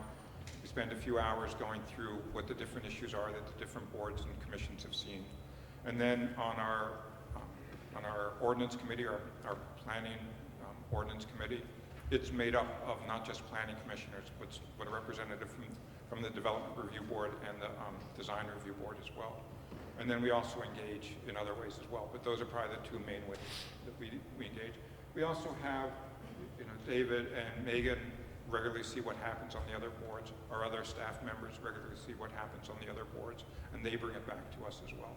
And I'll say finally, members of the public come to us on a pretty regular basis and say, you know, we were just in front of the development review board and we got blocked with this issue, or this issue came up. You know, does it make any sense? And so we see it from that perspective as well. Thank you, Councilor Shannon. Anything else for the Planning Commission and the Director? Councilor Jang. Thank you, and congratulations, Mr. Montrell. So I think one of your biggest accomplishment is at least to include North Avenue into BTV, the planned BTV. I think that's amazing. But I wanted to ask you one question because I was talking to a city councilor this weekend around the Burton proposal, and if you can explain the correlation between BTV South End plan and the Burton proposal. Are there anything there in terms of mixed use, in terms of the zoning that you can highlight for us? Sure, I'll give an answer and then actually see if either of the two of you would like to provide one as well. So the planned BTV South End really looks towards a vibrant, diverse, wide variety of activities in the South End. And when we looked at it wasn't so much the Burton proposal, because on the Planning Commission, we don't look at specific projects. We look at the concepts of whether a performing arts centers should be allowed in the South End. And we saw that there was a lot of compatibility with what the art district, performing arts as a type of an art, the art district would have for there. But we also, frankly, shared some of the concerns that people have. And so one of the things that we looked to was to have it be a conditional use, where a lot of the concerns that people have could be addressed on a specific project basis. So rather than saying, from the Planning Commission perspective, rather than saying that no, you shouldn't allow any of these performing art facilities there, to say, yes, we see a strong possibility that it could be there, but as always on a lot of these, the devil is in the details. And a lot of the concerns, again, that people rose tonight are ones that the Development Review Board would be looking at if a specific proposal came forward. So I don't want to say we didn't have the Burton in mind because they were obviously there. Others were there as well. But ultimately, looking at it as a conditional use seemed to make sense to us. And so that's what was recommended to the council. And Megan will go into this in a little bit more detail with the ordinance amendment itself, but it really is trying to strike a balance with what we understand is, our desire to have manufacturing and job-creating kinds of uses in the South End, and the challenge of cost and value of space. And we constructed this ordinance in such a way that we use land uses like a performing arts center and cafes and those kind of non-manufacturing types of uses as a way to help to leverage and to subsidize the manufacturing types of uses, because there's a correlation between the amount of space that can be dedicated to one versus another. Because we want to ensure that there is a continuing kind of manufacturing, making presence in the South End. Thank you, Councilor Jane. Councilor Hanson. I have a question related to the additional units for residential. Is now the appropriate time, or should I wait for that agenda item to ask that question? That has been removed, yes. Oh, that item is removed. Okay. Can I ask the question now then? Or? Go ahead. Okay, sounds good. So I just wanted to get some clarity on the recommended change around an additional residential unit in low density areas, and just was hoping for a bit more of an explanation on that. I think that the principal issue here is that a lack of clarity in the ordinance, where within the low density residential districts that are identified as being primarily for single family and duplexes, there are this kind of backdoor provisions that says in these circumstances, under these situations, an additional unit can be added to any sort of multifamily. It's not clear, it's not upfront. We'd rather see that type of allowance be offered with greater clarity than kind of hidden in the ordinance someplace. So it was the original proposal was to strike it. I think there's some further consideration about what kind of an impact does that have on the city's housing crisis and our need for more housing units. Is there a better way to do that rather than strike it, to modify the ordinance in a more productive way? So that is part of an ongoing conversation. Great, thank you. Thank you, Councilor Hanson. Any other councilor? Hearing none, thank you very much for that report. We appreciate it. Item number 4 is the consent agenda. Councilor Busher. Yes, I'll move to adopt the consent agenda and take the actions indicated. Moved by Councilor Busher, seconded by Councilor Pine. Any discussion? Hearing none. All those in favor of passing the consent agenda and taking the actions indicated, please say aye. Aye. One more time. All those in favor of the consent agenda passage, please say aye. Aye. Thank you. That passes unanimously. And we will move now on to the deliberative agenda, item 5.01. And that is the public hearing regarding Burlington Comprehensive Development Ordinances. ZA-19-02 residential density has been removed. ZA-19-07A commercial uses in the E-LM zone, and ZA-19-07B commercial uses in the E-LM zone. Anyone who would like to speak, but actually I do have a list of people. So we will start with, let's see, where was first? I think going for the end, we'll start with Justin Worthley. Good evening, welcome. Good evening, thank you. Plans are catalysts for change. I love that quote, and that's actually why we're sitting here. The idea that we would make a request to consider a zoning change actually came in part by Plant BTV South End and the Champlain Parkway. So I think it's, without those two things, I don't think we would have arrived at this idea that we could do something really different and unique at our site. We've had a lot of communication with a lot of people over an extended period of time about what we're trying to accomplish and why and what the background is. So I won't go into that, but I just want to reinforce a few points. The first is that this is our Plan D. So Plan A for us about this facility started in 2007 when we purchased the building. And Plan A sort of went out the window pretty quickly with the recession and a bunch of things that happened to our business. And so we've worked really since about 2010 on alternatives, and we've had 2 of them that have come and gone.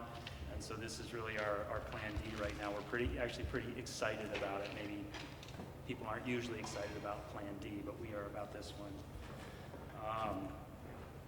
The second thing is, this has been a big learning curve for me personally, for Burton. We haven't, I don't know that we've advocated with the city for anything like this. We've been at this for over a year. And I'm really humbled to be part of this process working with the city. I really just want to echo just exemplary staff work that's been done. At times it's felt frustrating, it's felt slow, it's felt too deliberative, but the care and attention that's been given by the mayor's office, CEDO, planning, BCA, the airport, Public Works along the way has been, we've felt supported and challenged all in the same token through that process. As you know, we've been through the Planning Commission that voted unanimously to pass the zoning amendment. We've been through an ordinance committee meeting that happened several weeks ago with a 2-to-1 vote to get to tonight. So we're excited to be here, even though there's been a lot of work. And like I said, I don't think it would be possible to have a very balanced amendment in front of you for a decision without the dedication of all the staff. We've also have worked really hard at talking to the public, and we'll continue to do that. We've hosted over 15 tours and open house sessions for dozens and dozens of residents, of businesses, of people interested in the projects. We've been to multiple NPA meetings. We've talked to countless people one-on-one, and we'll continue to do that. So I just want you to hear loud and clear that our commitment is to continue that engagement with all of you, with the appropriate people within the city and our neighbors to make something really special.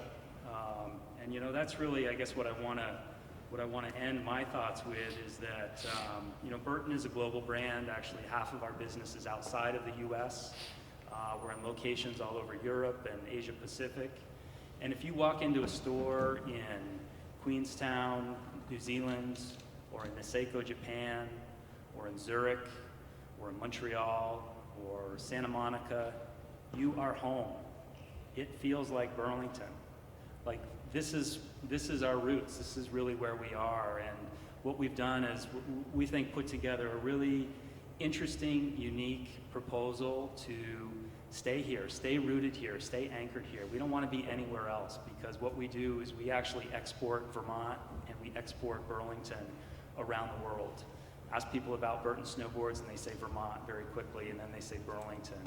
And so we want to, that's really the reason why we're here, is that we want to keep that in one sentence. And also we're just so humbled to have just an amazing team of other businesses and entities that have come together to put together just a really cool opportunity. And we really encourage you to consider that. We're fully invested in conditional use, and we understand there are a lot of concerns that will need to get worked out, and we obviously will not get a permit if that doesn't happen. So we know that work does not just end here this evening. So thank you for your support and consideration. Thank you, Mr. Worthley. Doug Goodman is up next. And we just appreciate everyone's comments being as brief as you can. Thank you. Welcome. And thank you. I'm probably the closest abutting landholder to the Burton site. I'm at 364 Queen City Park Road, and my concern is purely traffic. I'm sure the sound will be dealt with, the security will be dealt with by the police. I'm sure South Burlington will be happy to have Burlington pick up on the policing of that. But most people in Burlington don't spend a lot of time driving over that one-lane bridge between Industrial and Queen City Park Road. Pull the microphone in bigger. That bridge frequently has, I would call episodes where people back off because other people have raced onto the bridge, multiple cars racing across the bridge, forcing their way in front of other people. When you try to turn onto Shelburne Road, sort of end of work day, you find 15 or 18 cars backed up to where Franio's is. And it'll take 2 or 3 changes of the traffic light to get onto Shelburne Road. The typical route going south from Queen City Park Road is through the Kmart parking lot. I don't know where that's going to go when they complete construction of Hannaford, but the traffic issues are going to be a real problem. And I don't know where the southern connector is going to come through and how that's going to relate, but Pine Street is going to be cut off. So people aren't going to be able to come back into the city from Queen City Park Road. They're going to have to come across Home Avenue, which has already been addressed. But I think it's purely traffic. I have to say, Burton has been very generous. I was on a tour. They talked all about their project. I think having a food court there is going to be fabulous. It'll be a great amenity for the neighborhood. But I think that their projected traffic is conservative. The number of people per car that are going to be coming into that parking lot, I think their estimates of the number of cars are much lower than they're actually going to have. I think a traffic study needs to be done, perhaps putting people at higher ground, counting the number of cars and the number of bodies in the cars to get a better sense of how many people are going to be in the cars, especially as it's going to be a much larger venue.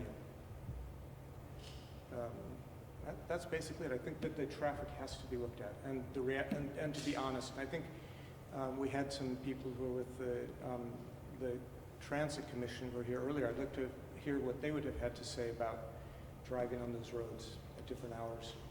Barrett Trucking uses Queen City Park and Industrial also. So it's there's having that number of cars, and I live in the Queen City Park neighborhood, but I own property in Burlington. The stop sign at Central Avenue on Industrial is optional. When you come off of Central Avenue, you better stop. When you make a left turn onto Central Avenue, you better be very cognizant of the fact that half the cars don't stop at that stop sign. So getting 300-400 cars in there for a concert, it's going to be really dangerous, and I think it's being played down. That's my that's where we are. Thank you. Thank you, Mr. Goodman. Kelly Devine is up next, to be followed by Brett Smith.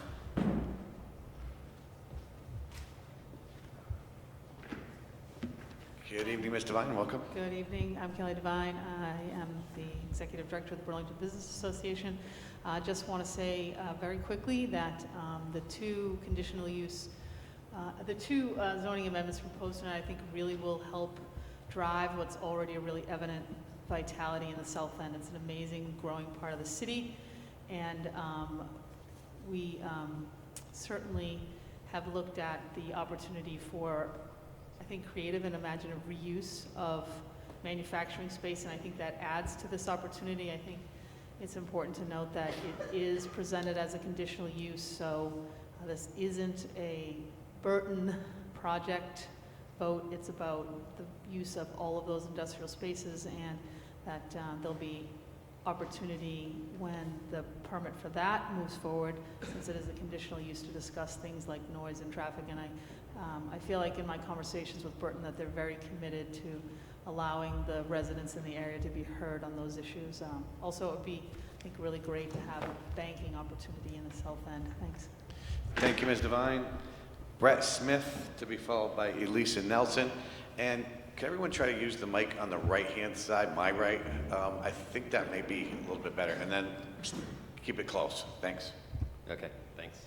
My name is Brett Smith, and my wife, Elisa, and our 3 young children, and I live on Austin Drive, near the South End's manufacturing zone. And I'm here in support of the zoning change.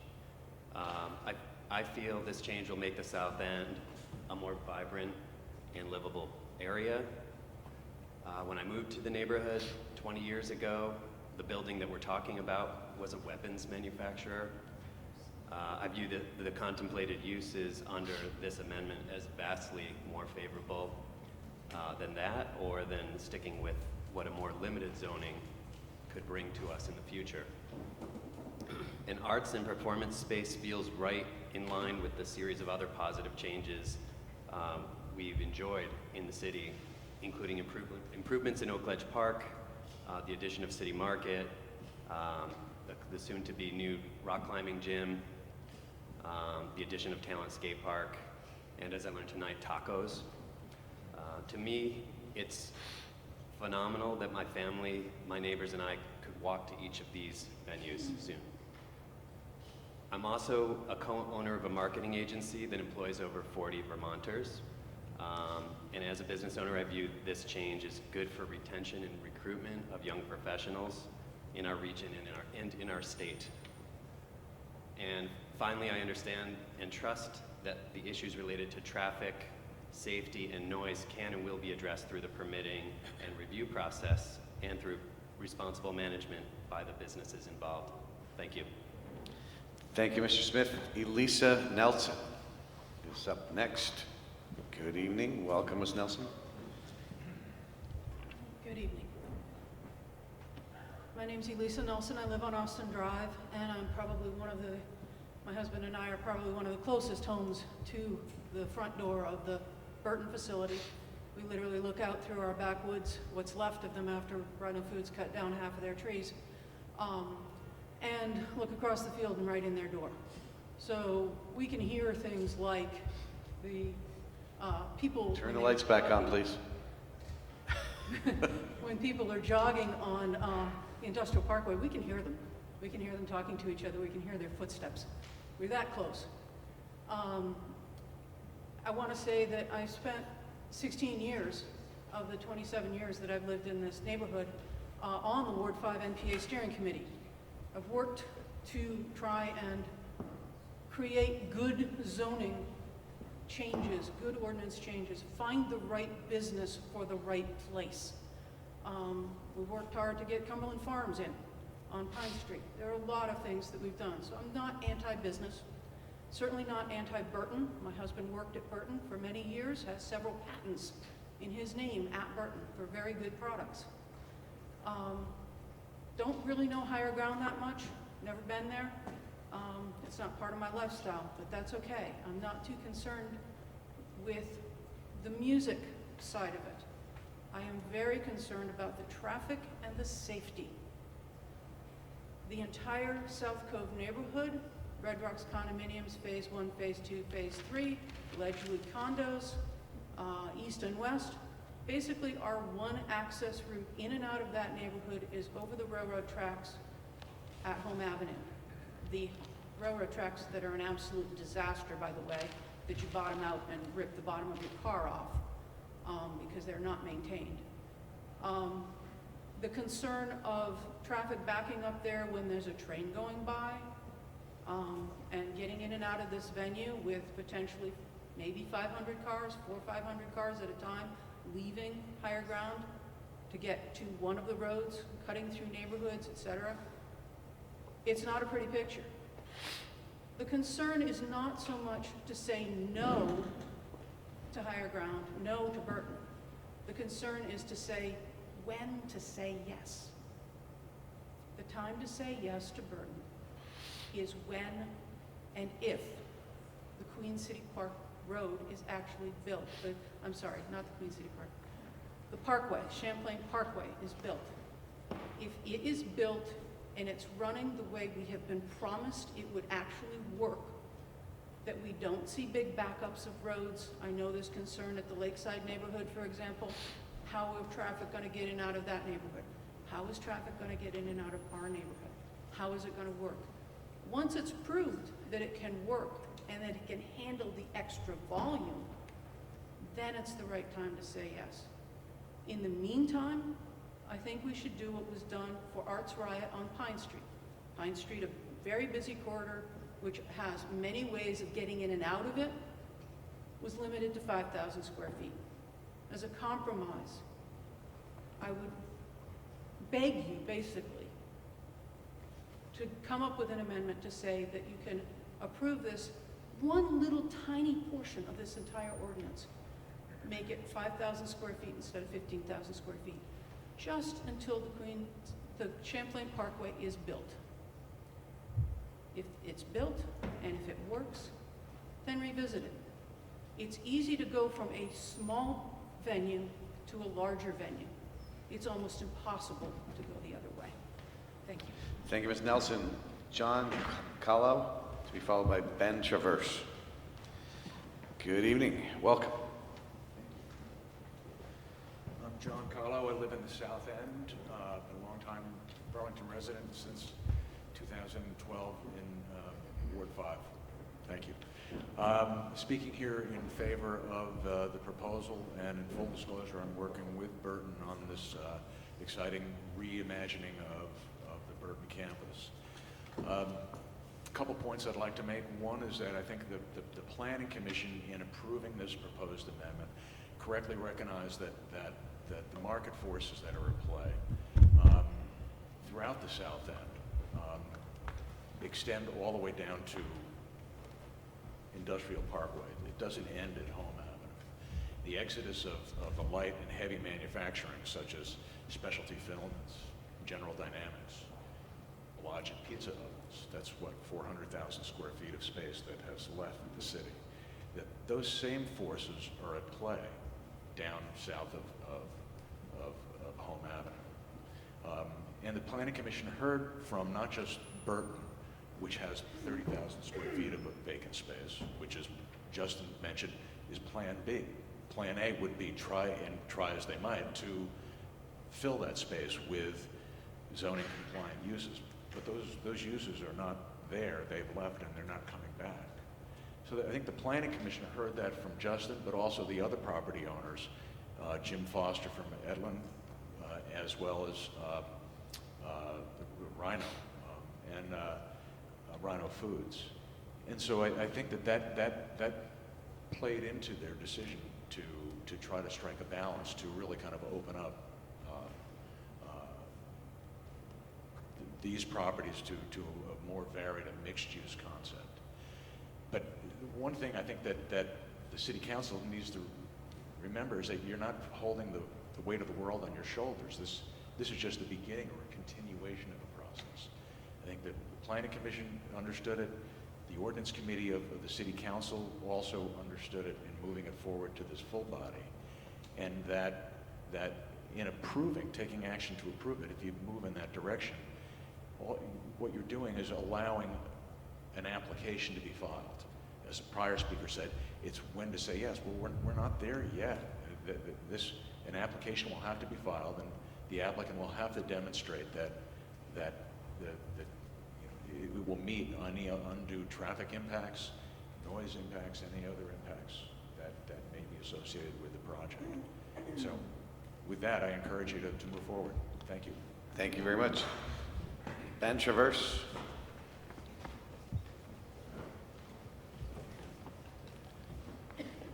Good evening, Mr. Traverse. Welcome. Good evening. Thank you. My name is Ben Travers. I live in the south end at the corner of Home Avenue and Pine Street. I'm the father of 2 young kids, a 4-year-old and a 1-year-old. At the outset, I want to say that I've been a big supporter of our mayor and this council's efforts over the past few years. As you look across Burlington, many great things are happening, in due part large to this council and the mayor, as well as the planning and zoning folks, and I'm proud of where I live. But tonight, I have to ask that you please at least temporarily pause consideration of the zoning amendment before you. We've heard from some folks in the neighborhood down Austin Drive and South Cove, but when folks leave higher ground, they're not going to be heading in that direction. They're going to be heading up in my direction. Anyone who comes down my way during regular hours knows that it's heavily trafficked. At midnight, it's quiet. Imagine, if you will now, that quiet being interrupted by 400 cars leaving a late night show at the same time, pulling up to our 4-way stop one by one as they venture back into Burlington. Imagine more cyclists riding down streets without proper lighting or markings. Imagine pedestrians walking through yards without sidewalks and across streets without crosswalks. I'm not here to complain about Burton or Higher Ground. Burton has come to our community meetings. I might count them a little bit less than some of the numbers you were given tonight, but they've come to our meetings. They've fully explained their plans to my satisfaction, and I trust they will engage in due diligence before the Development Review Board. That due diligence, however, the conditional use review process that would be the next step if you were to approve of this amendment, will only touch the 4 corners of Burton's property. Burton can't put in new sidewalks or lights down the street. Burton can't paint dedicated bike lanes. Burton can't replace a 1-lane bridge with a 2-lane bridge on Queen City Parkway. Burton can't put a more sensible traffic signal at my intersection. That's your responsibility. As you know, the Enterprise Light Manufacturing Zone is currently designed for just that, light manufacturing. Plan BTV South End, which solicited years' worth of community input, imagines a future where we double down on industrial use in the ELM. Read the report. It talks about this neighborhood specifically and talks about doubling down on industrial use. Nothing about arts. In that future, infrastructure upgrades don't have to make the same considerations of traffic, pedestrians, cyclists coming and going from late-night gatherings. If you approve the proposal before you tonight, however, you will be approving a material alteration to our neighborhood. Maybe that's a reality demanded by the economics of maintaining light industry in Burlington. But if that's the case, the city can't simply change a few words in the zoning ordinance, close its eyes, and hope for the best.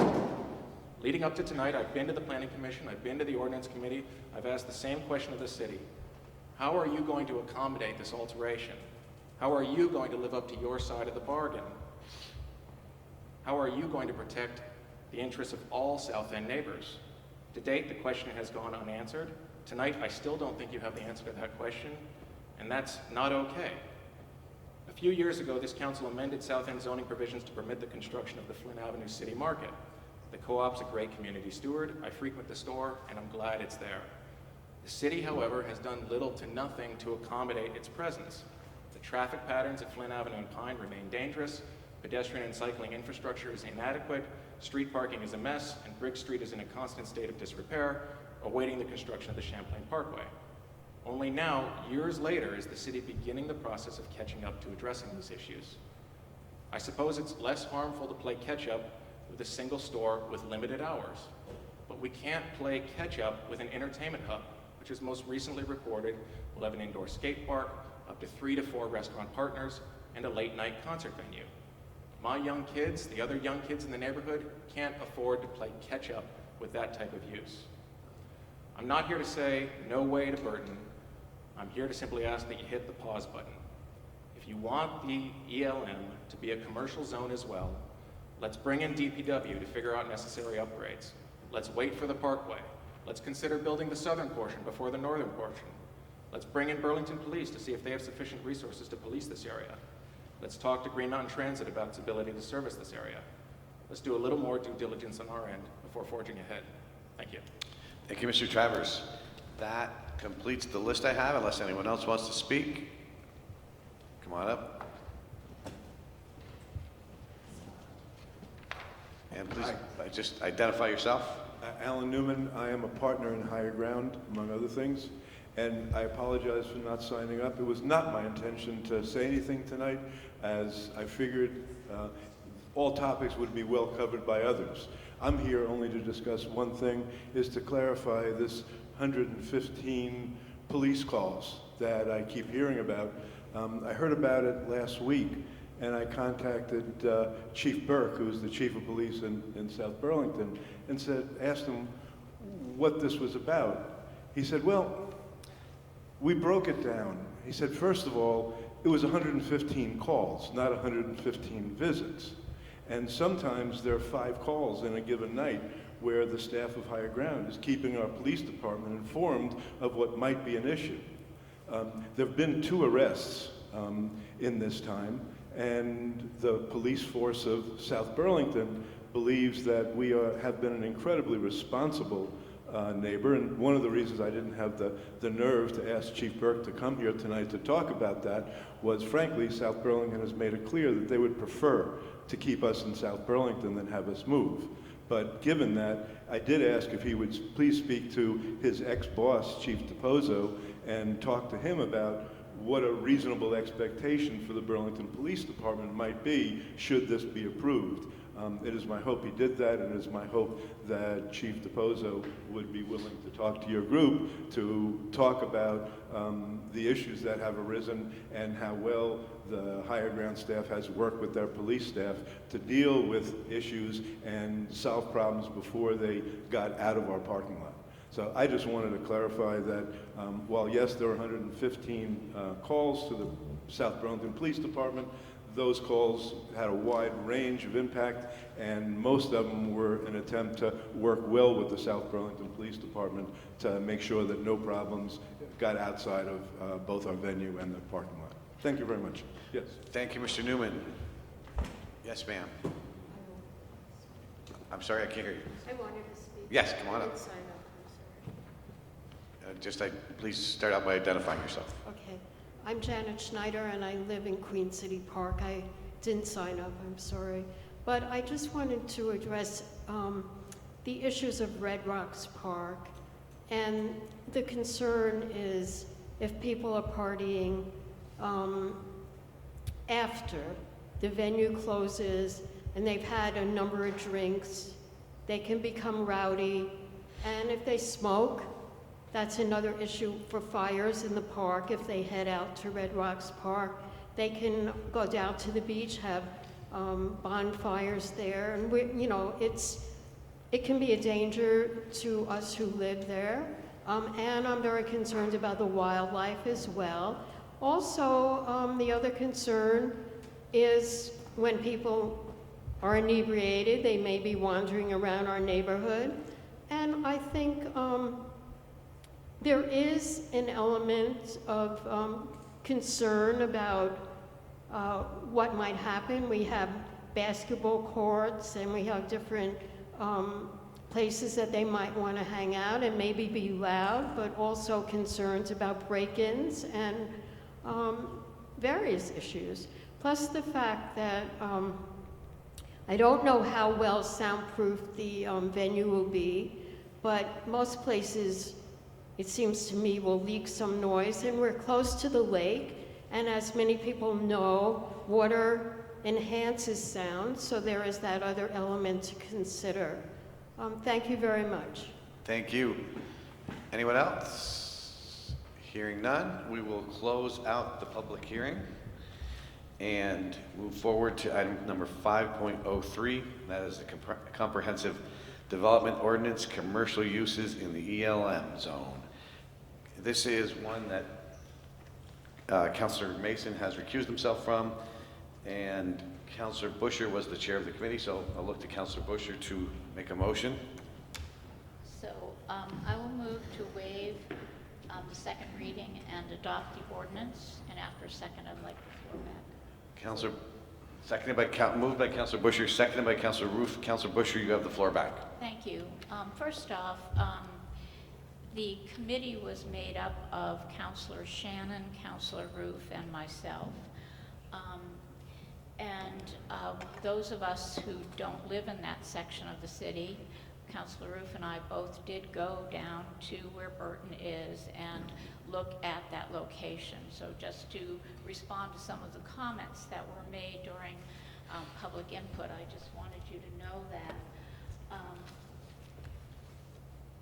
the other thing I wanted to state before we get into the nitty-gritty of this is that the way ordinances come about are either from the public making a request, and I've done that on behalf of citizens that I represent, or the commission can make a request, the council can make a request, the planning commission, as I said, can make the request.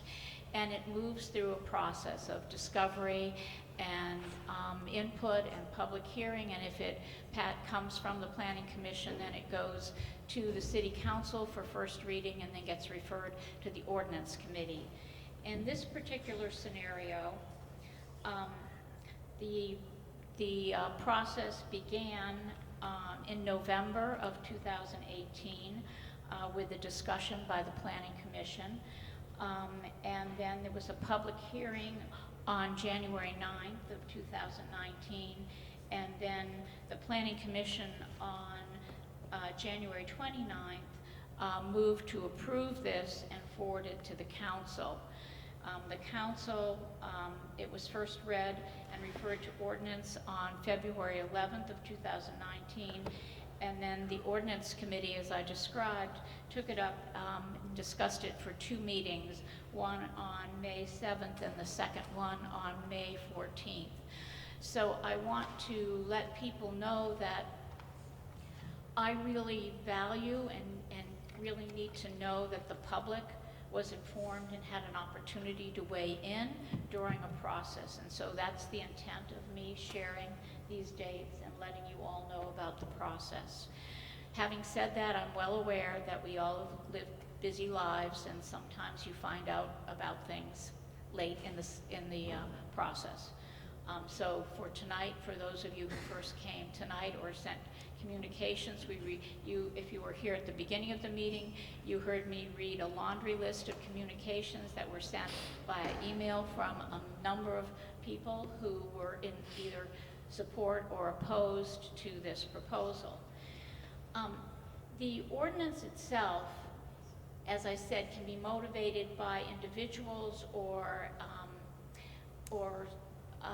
anyways, can be motivated by individuals. The ordinance got motivated by requests made to planning regarding, and it's divided. It was divided in 2, but one was for banks to be put in the south end, and the other had to do with broadening the industrial uses because there was an inability to find industrial uses to fill those spaces. And how do we keep them vibrant, and how do we keep them present without losing all of the industrial uses? And so there was a proposal to broaden the definition of industrial uses and to also broaden what else could be incorporated into those spaces in a way that would not be dominant, but still be significant. So what does that mean? That the industrial use needed to be 51% of the building, and the other uses would be 49% of the building space. So that is how this came forward. And yes, a bank wanted to be present on Pine Street, and yes, the conversation began with Burton looking for partners and Higher Ground saying, this might be a great place for us to locate. But the ordinance is not about Higher Ground. The ordinance is about uses that are compatible, as I described, with industrial uses. And so I want to be very clear. And I know that one of the counselors earlier asked about this whole process. And so what's being proposed is conditional use, so that if indeed this ordinance passed, then specific proposals could go before the DRB. And that's where all those questions that are frustrating all of you that have remained unanswered would get addressed, as far as traffic and all of the other things, the pedestrian and bicycle access, all of those things would be presented and should be addressed during that process. So I know that some of you feel like they're not adequately addressed, but that is the way our system works. So I wanted to kind of lay the foundation. Some of you know the process very well, others don't. And so for those that know the process, forgive me. Those that don't, I'm just trying to give you some background so that you're aware of how this works. I'm going to say a couple of other things, and then I'm going to turn it over to Megan and David for more detail regarding this specific section of the ordinance. It came, as I stated, with an enhancement to the industrial uses. And the Performing Arts Center that could be incorporated could have been 49% of that space. If you go down there, as all of you know, those are big buildings. And it concerned me, as one of the members of the committee, what 49% would actually equate to. And it could be almost, I think, 40,000 square feet. So I came back to the planning department and said, I think in order to protect the residents from something that would be too big for that location, that could we consider a cap? And so David and Megan looked at the size of Memorial Auditorium and the space that was used for performing arts and at the Flynn, and came back with a proposed cap of 15,000 square feet. And so the ordinance that came from planning was further modified, and that cap was applied. This Performing Arts Center would be south of Home Avenue for that square footage. It would maintain the 5,000 square foot limit and geographic limit to Pine Street, to Performing Arts Centers on Pine Street as north of Home Avenue. Having said that, I'm now going to have Megan and David talk a little bit about how the uses have been expanded and the new definitions that are now present in this ordinance, and any other information you'd like to share with the council and the public. Thank you. Before you do that, actually, I apologize, but I want to recognize Councilor Mason. I'm sorry, I just want to, we move fast. I just want to note for the record and for the council and for the public that I've recused myself from consideration of this matter under our conflict of interest rules, and I'm now going to go sit in the audience. Thank you, Councilor Mason. Thank you. Councilor Busher actually gave a very great high-level overview of this amendment and some of the process that was included to get us here. Before the Planning Commission even started deliberation of this amendment, though, there was a lot of conversation about this request and how it actually applied to what Plan BTV said about the South End. One of the things, the first conversations that the Planning Commission actually had was just about this, about how we find a balance between what Plan BTV South End says about this part of the Enterprise District and the neighborhood as a whole, and the specific requests that came before them. So that's been something that has been a beacon through all of these conversations, is how do we balance the need and the goal to preserve industry and manufacturing within the furthest reaches of the South End with the reality of the market and the evolution of the neighborhood in terms of what types of commercial uses are located there and what types of commercial uses can really coexist and support one another there. To add a little bit of additional detail to what Councilor Busher shared, this amendment strikes that balance by doing essentially three things. The first is by updating some of our definitions around industrial, manufacturing, and art production uses. Think about that as all art unrelated to performing arts. Really clarifies that these are the types of uses that we want to prioritize south of Home Avenue and the furthest reaches of the Enterprise District. And then in doing so, in order to protect those uses, because there's currently no protections of those uses in place in our ordinance, we established a relationship among the industrial, manufacturing, art production uses and what we are referring to as general commercial uses, so everything else not related to making things.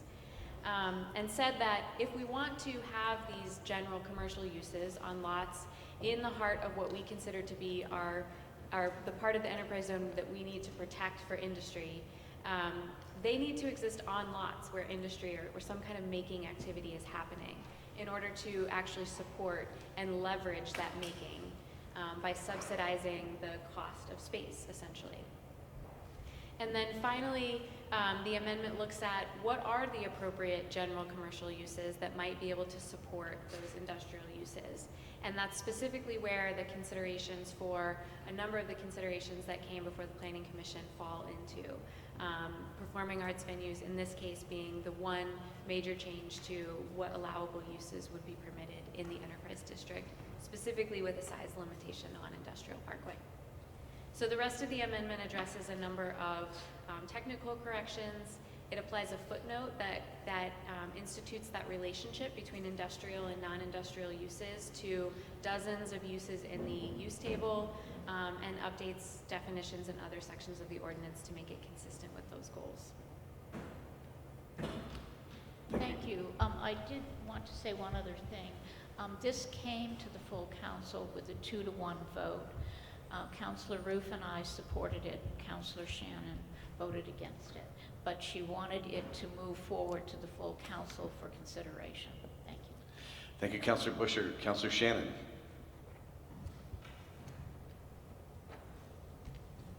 Thank you, President Wright. I have several questions. Is it okay to ask these questions of staff? Yes. The ordinance, first I want to kind of alert the council that this ordinance is very complex, and after a couple hours at the ordinance committee, we made the revelation that it actually said something very different than we thought that it did, and responded accordingly. There's many elements of it, and the crux of it is actually in a footnote. So I don't know if you all read the footnote that was presented sideways in our packet, because it's part of the use table, and the use table, that's the way it's oriented when you look on your computer. In the language of the proposed change, not the footnote, but the regular part of the ordinance, it says the combined gross floor area of all other uses, within the ELM district, uses unrelated to industrial or art production are permitted to be located on lots south of Home Avenue only when one or more industrial and or art production uses exist on the lot, and combined gross floor area does not exceed 49% of the gross floor area of the lot. And I asked this, at the committee, and I can't actually remember the answer, but how does it work if, for example, a large performing arts center were to reside on a property with an industrial use, and the industrial use were to leave? What happens to the performing arts center that is only allowed there as an appendage of the industrial use? The performing arts venue or any other non-industrial use that is existing would be allowed to continue, but the space that was vacated by the industrial use would be required to be filled by another industrial use.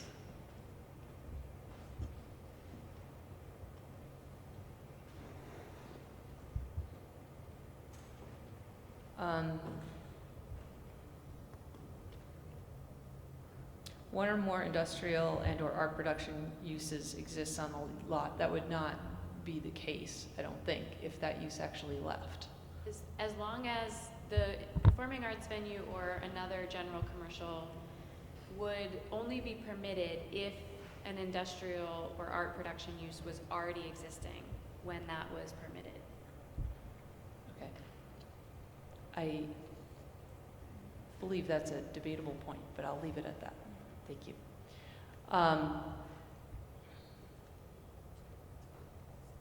How does, there have been a lot of concerns raised about how traffic will be managed, how noise will be managed, and various issues like that.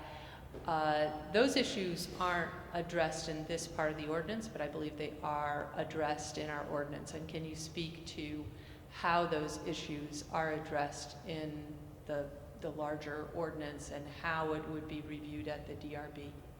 Sure. So the zoning ordinance basically breaks uses into two different categories. There are permitted uses and there are conditional uses. So the choice in this case is that these non-industrial or art production uses are allowed as a conditional use. The Performing Arts Center is allowed as a conditional use. So an application would be filed and it would go to the Development Review Board, who would review the application under all of the criteria associated with conditional use review, which include under undue adverse impact on, in this particular case, traffic is the principal issue that many have raised, but it's also going to look at other infrastructure, look at air quality, water quality, a host of criteria that the DRB would review the project under as part of a public hearing. So when proposals come to the DRB under the conditional use, accepting like your individual, like an individual homeowner or something, when a business comes with a proposed conditional use, how often is that outright rejected by the DRB? Like in the last year, can you think of any cases that have been outright rejected by the DRB were conditional uses? I can't say off the top of my head specific conditional uses that, you know, the denial rate of the Development Review Board is more on the order of 2 to 4% of the application, so it's a small number, but typically the process is more to do with ensuring that a project fits rather than a thumbs up approval or thumbs up denial. So the project gets modified through the process by understanding what are the impacts and how can those impacts be mitigated. I would say that that's been my experience with the DRB, is just as an observer, not as an applicant, but that generally conditional uses are approved and they're only modified. And I think that this council should be aware that by allowing a conditional use, you are allowing this proposal to go through, and the concerns of the neighbors will be remediated to the extent that seems feasible, but not necessarily really remediated. In your memo, you presented the question that was asked by the Planning Commission, but I didn't really see an answer to that question, which is, where do we allow performing arts in the district and how do we mitigate their impact? In the past, the answer to that was we allow it on Pine Street, and in the past it was limited to 5,000 square feet. And that 5,000 square feet limitation had a lot to do with the mitigation. And the boundaries, which were, I'm not sure exactly what it is, but north of Home Avenue, were also part of the mitigation of the negative impacts. And some of the negative impacts would be traffic, late night noise, but also our long time thinking about this area is that allowing too much of these extraneous things will lead to the loss of cheap space and loss of opportunity. So with that in mind, how does this proposal mitigate the negative impacts? I mean, what was the answer to the Planning Commission about that? And why has it changed? Why, when the proposal went forward to try and allow Arts Riot in the area and these limitations were set in place, why were they set in place the way they were? And why have things changed now? So David might be able to speak to the limitations for Arts Riot. The work on that amendment predates me, and trying to find some of the history of that project has been a little bit difficult. But In terms of the Planning Commission's discussion about the specific question about where do we allow certain uses and how do we mitigate their impacts, was also really tied up in the question that precedes it, which is about how do we allow for flexibility and allow for protecting industrial uses while also doing no harm to other current property values and vested rights in those values. The Planning Commission really discussed that throughout the district. Over the time that Plan BTV South End was being created, there was a lot of evolution happening in the types of uses and the nature of business, even in businesses that are already and currently existing within the neighborhood, that we are seeing a lot of evolution. And they wanted to make sure that this ordinance provided flexibility for that evolution to continue, and to not do it in such a way that was so tightly constrained that it would limit any of the potential opportunity that any property owners have in the industrial district when they're already vulnerable today to being able to make the economics of being in the South End in some cases work. So the question about where do we allow performing arts venues and how do we mitigate their uses, that specific question, the Planning Commission, again, it was wrapped up in a lot of other questions, but ultimately their recommendation was that the neighborhood is really evolving in a lot of different ways, and that they felt that performing arts venues could be acceptable in the entire district. That was how the amendment originally came to the ordinance committee for discussion, and that the way that we mitigate that impact then is by, one, in south of Home Avenue, is by tying it to and creating that relationship with it supporting industrial and production type businesses, and two, making it a conditional use so that the DRB has the opportunity to modify projects to mitigate impacts.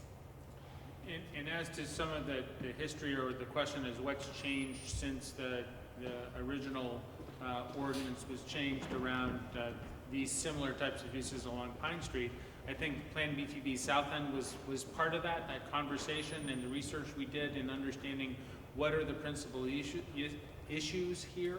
Primarily the cost of space and the value of land makes it very difficult for any space to be affordable for rough and ready manufacturing types of uses.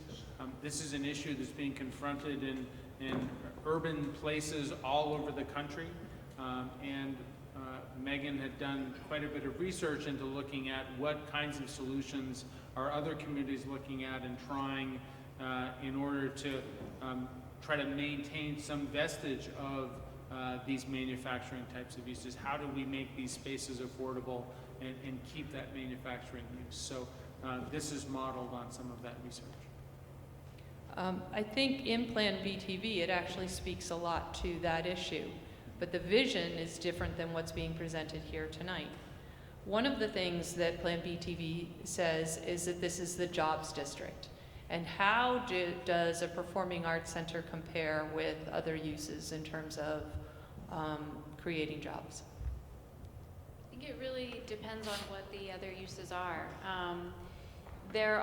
We can certainly think of examples of manufacturing type businesses that produce a lot of jobs, that create a lot of jobs, a lot of livable wage jobs. But we also know that some of the uses that are currently allowed that are considered to be industrial or manufacturing are warehousing or transportation storage facilities, which create very little, if any, jobs as a result of using the same space. So I think on balance, it's hard to say, clearly. It really depends on what the other uses might be.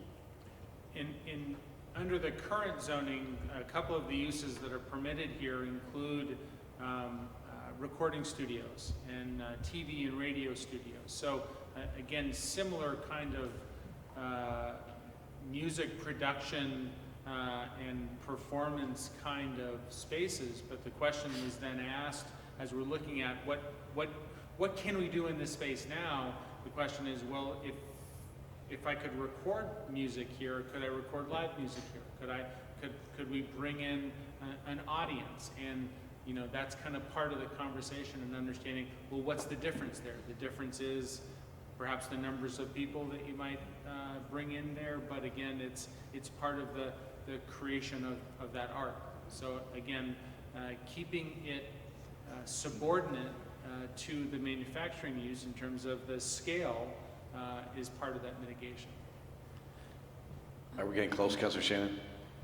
Yes, but I want to draw the council's attention to, I'm not sure that everybody read Plan BTV South End before they came here, and I think our hat is being hung on this document for moving this forward, and I don't really see this being consistent with BTV South End. So, you know, one of the things that seems to be misconstrued is that this area is not the Arts District. The Arts District is on Pine Street, and this area is not part of the Arts District. But if we wanted it to be part of the Arts District, Plan BTV says, as urban pioneers, artists benefit from setting up shop in areas with low rents or high vacancy. Another part of BTV South End says, our plan for the South End is about preserving an industrial area of the city because it is a destination for businesses and employees based on the type of work that they do. It is about recruiting new companies to fill industrial spaces as existing companies outgrow their footprint in the South End. And it's about having spaces for businesses to grow by repurposing surface parking lots and expanding building footprints. I want to be clear that I'm not somebody who lacks vision or is afraid to make changes. I led the changes that exist today on Pine Street. And when I came onto this council, Pine Street was a pretty desolate place, and you rarely saw bikers, and you didn't see pedestrians, and cafes were not allowed, and neither were dance studios or offices. And I led the charge to make those changes. And those changes were the things that we allowed that were not industry and not jobs related were done in support of the industry and jobs in the district. That was the concept. And so they were allowed with small footprints. Small footprints is also part of the concept in reinvigorating this area, in repurposing these old buildings. And what we're talking about here is not small footprints. And it is also not in support of either the existing district or the existing residents. This is a regional attraction by virtue of its size that we're allowing. If we were to extend the 5,000 square foot size limit that we have on Pine Street, and that previously was thought to, we didn't even want 5,000 square feet of performing arts space south of Home Avenue. Now, not only we're allowing 5,000, but we're allowing up to 15,000 square feet. And that is not consistent with what we envisioned. There are other things, there are other inconsistencies, and it was pointed out by Burton that City Market isn't really very consistent with this document either. But City Market and Arts Riot had broad community support. There was consensus around those issues. This is not the same. This is controversial. Not everybody agrees on this. And it may be the right thing to do in the end. It may be, you know, I do like the vision of what they're trying to create. But I'm very concerned about going forward with this without going through the community visioning process that we did for Plan BTV South End, because it's not consistent with it. I'm also concerned about going through with this before we have the Southern Connector or the Champlain Parkway built. And I'd offer 3 possible options if there's any interest among councilors. The first is to allow 5,000 square feet of performing arts to extend into this area, which is already existing on the Pine Street corridor. The second is to wait and go through the re-envisioning process while the parkway is being built. And the third, if you don't agree with either of the other 2, and you want to move this forward tonight, I hope you will all commit to supporting the Champlain Parkway, because this really does not work without that road going through. And I'm not somebody who's a big fan of that road. But this is going to be a problem without that road. I will also offer that having a venue, I would love to see Higher Ground move to Burlington, but I'd really like to see it move to downtown. We are going to have policing needs at Higher Ground, And it's very hard. It's at the same time that our downtown has all of its policing needs. So it's not so much that higher ground is, you know, a terrible thing in attracting villains. It's not. But this type of venue has policing needs. And for South Burlington, they don't have their entire police force drawn to one part of town when higher ground maybe needs their help. So having this disparity, I think, is concerning. Now, maybe this is going to be dealt with at the DRB, but I urge caution because that's not really what I've seen in the past. They are loath to say no to something that we allow as a conditional use. Thank you. Thank you, Councilor Shannon. Councilor Pine, and then Councilor Roof.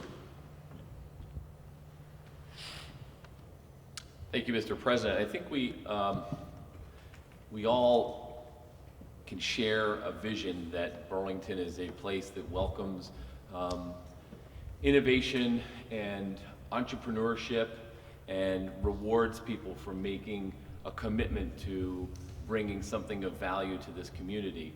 I received a message, as did I think everyone on the council, and I don't know if it's part of the public record, but I just want to ask, if I could, through you, Council President, to have staff address the issues which former CEDO Economic Development Director Bruce Cipher raised, which haven't been raised by any speaker, but it is the question of whether changing zoning in this manner that we're talking about, both the bank provision and the entertainment provision, in an area that is primarily for makers spaces and enterprise, the enterprise zone, which envisions that most of the work activity that takes place is building and making things. If changing the zoning to allow for these uses will in fact over time drive up rents and values and therefore push out makers, and if that is something that you discussed and if the commission considered, and what are your thoughts on that? Because I think that's an important topic which hasn't even been raised today. I'll start and Megan can certainly jump in. I think that's the principal issue that we're challenged with here and that we've seen occur over time in this neighborhood is that the rents and values of these properties have risen and risen and risen. It makes it very difficult for just really rough and ready space to be available for an entrepreneur starting out that needs to do something that is, you know, smelly and noisy and dusty. A lot of that space is largely gone, and where it exists, it's very much threatened.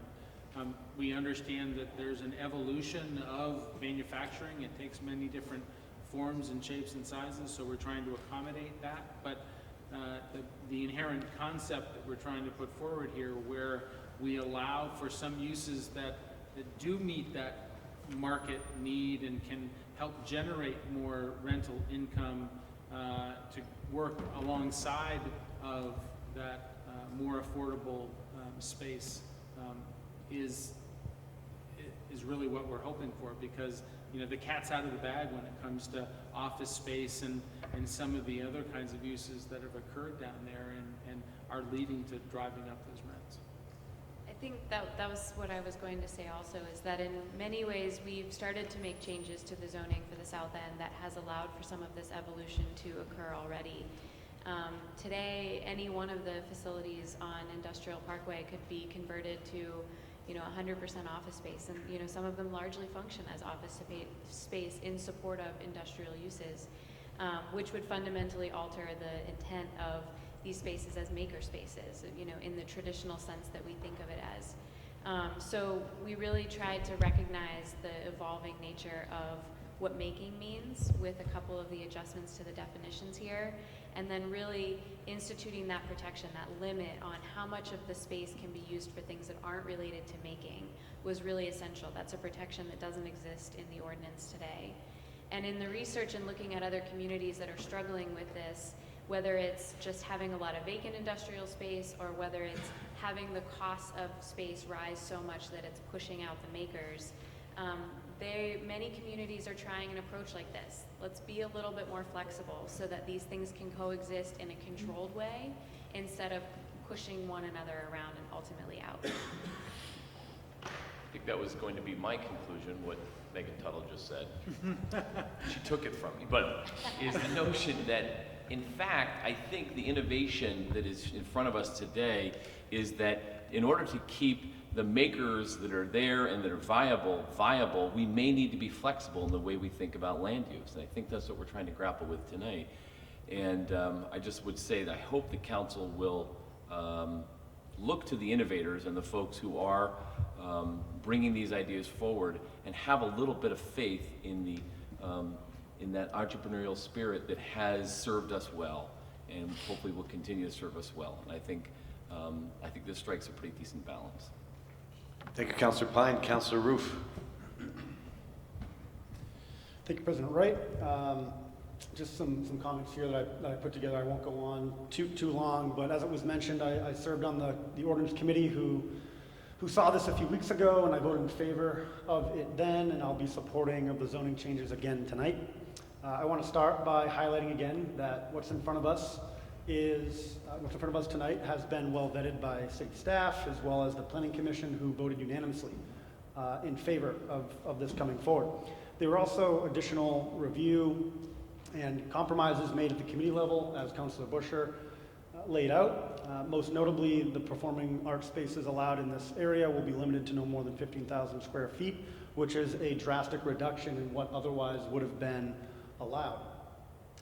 While working through this issue, I was, like Councilor Busher also commented, able to attend a tour of the vacant Burton facilities, and it was really highlighting, coming from Ward 8, where there's not a lot of vacant space floating around. It was interesting being still in city limits with so much vacant open space and facility space. I also had no idea that Burton employs 400 employees. I thought it was much smaller than that for whatever reason. And it was also good to learn that this project, if it goes forward, will bring another 60 or so jobs to Burlington. So while this conversation obviously involves Burton and its future viability here in Burlington, we do need to remember, again, like Councilor Busher noted, great job, Councilor Busher, noting all of my points. We should remember that our vote tonight is not about Burton, and that it does not guarantee that Higher Ground will have the right to move into new space at the Burton campus tomorrow.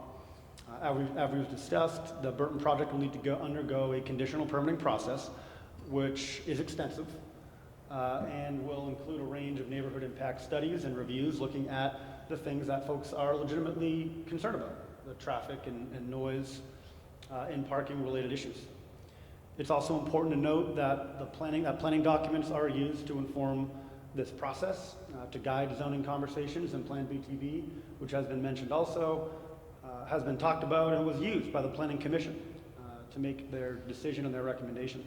While we can obviously cherry pick big documents to make one point or another, I'm going to do that, so just being open with you here. The Plan BTV also does talk about being responsive to an evolving economy, because whether we like it or not, the manufacturing in Burlington and the South End is not coming back in the way that it existed in decades past.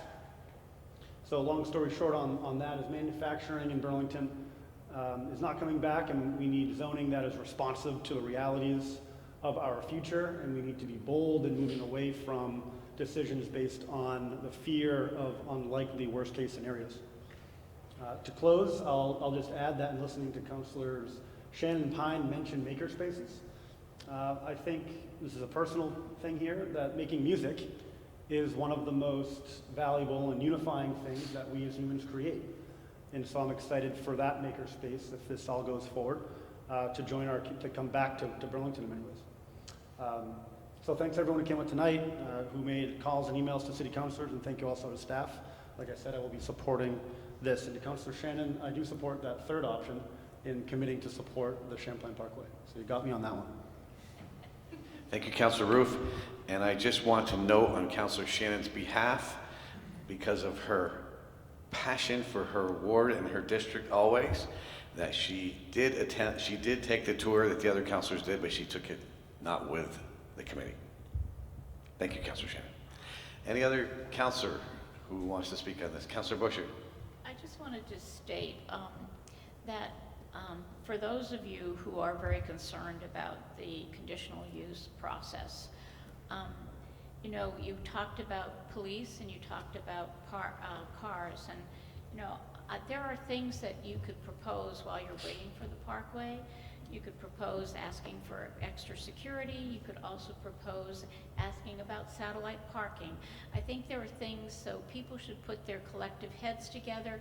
If indeed higher ground comes and you go before the DRB, I'd be more than happy to give you some of the tools that I've tried before the DRB to make a project more compatible with the neighborhood. So anyways, I just wanted to offer that for those of you concerned. Thank you, Councilor Shannon. No, Councilor Busher. Councilor Busher, yes. How could I forget that? Councilor Hanson. Thank you. Yeah, I would just say, just to piggyback off of Councilor Busher's points there, I was able to take the tour along with Councilor Paulino, and was really impressed by what they're envisioning and what they're planning in that space. And one of the issues we discussed was obviously around traffic, which has come up a lot tonight. For those who haven't been over there, it's right next to the Green Mountain Transit headquarters, which presents an opportunity that we had the chance to discuss with Burton, to partner with GMT to provide robust bus service as part of this project, and that's something that I would strongly advocate for and hope that others will as part of the review process. So I'm hoping we can see this as an opportunity to find ways for folks to sustainably get to and from shows and also alleviate traffic concerns through a partnership with GMT. Thanks. Thank you, Councilor Hanson. Councilor Tracy passes. Are we ready to vote? Looks like we are. All those in favor of this, please raise your hands. Aye. And Councilor Paul has voted aye. Those opposed is Councilor Shannon. So the vote is President Wright, excuse me, because you have someone on the phone. Yep, we have that's right. Clerk, please call the roll. Councilor Busher? Yes. Councilor Hanson? Yes. Councilor Jang? Yes. Councilor Paulino? Yes. Councilor Freeman? Yes. Councilor Paul?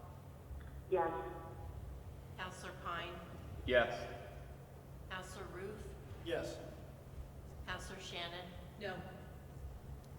Councilor Tracy? Yes. City Council President Wright? Yes.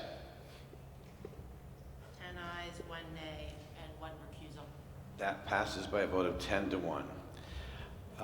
And we will now move on to item 5.04. Is Councilor Mason? He's still recused. He's recused. Okay. So you're going to move this? Okay. Councilor Busher is recognized on 5.04. So I'm going to move to waive the second reading and adopt the ordinance, and after a second, I'd like the floor back. Seconded by Councilor Roof. Councilor Busher, you have the floor back. Thank you. The ordinance came to us as a whole with performing arts and banks, but there was a concern by the committee that we would take a long time to resolve the performing arts, and there was some urgency for banks. So the request from the committee was to divide the question. And so therefore, you have the ordinance in 2 parts. So this part only deals with banks. And it's pretty straightforward. It's banks and drive-throughs are not permitted. There's a use table. I don't feel I really need to expand any more than that. Pretty much everyone was in support of this, with one exception. That was Bruce Cipher, who sent an email, a very lengthy email regarding all of his concerns around this district. And he felt that banks should really remain in the downtown and not spread out to the south end. But this is a branch, and banks, as I've learned, are not what they used to be. They're small and aren't what we think of the big banks downtown. So thank you very much. Thank you, Councilor Busher. Anyone else? Hearing none. All those in favor, please say aye. Aye. Any opposed? That passes unanimously, so we will not need a roll call. So That completes that item, and we are now on to the budget. Starting with item 5.05 at 10:03. Councillor Paul, are Thank you? you, President Wright. I'd like to move the resolution, waive the reading, ask for a second, and then I'd like the floor back after the second. Seconded by Councillor Busher. Councillor Paul, you have the floor back. Thank you very much, and thank you for bearing with me as I have to be out of town this evening. This was certainly a council meeting that I didn't want to miss because I think arguably one of the most important functions that the council has all year is the annual approval of the mayor's recommended budget. The budget sets the tone for the upcoming fiscal year. It establishes priorities and allocates funds for departments for valued community initiatives. And it includes some exciting and innovative pilot projects that will move our city forward. For the benefit of people that might be watching on Channel 17 or with us this evening, the budget is really a true reflection of a great deal of hard work on the part of not only the administration, but our dedicated CAO and her staff, the City Council, the Board of Finance, and especially the voters.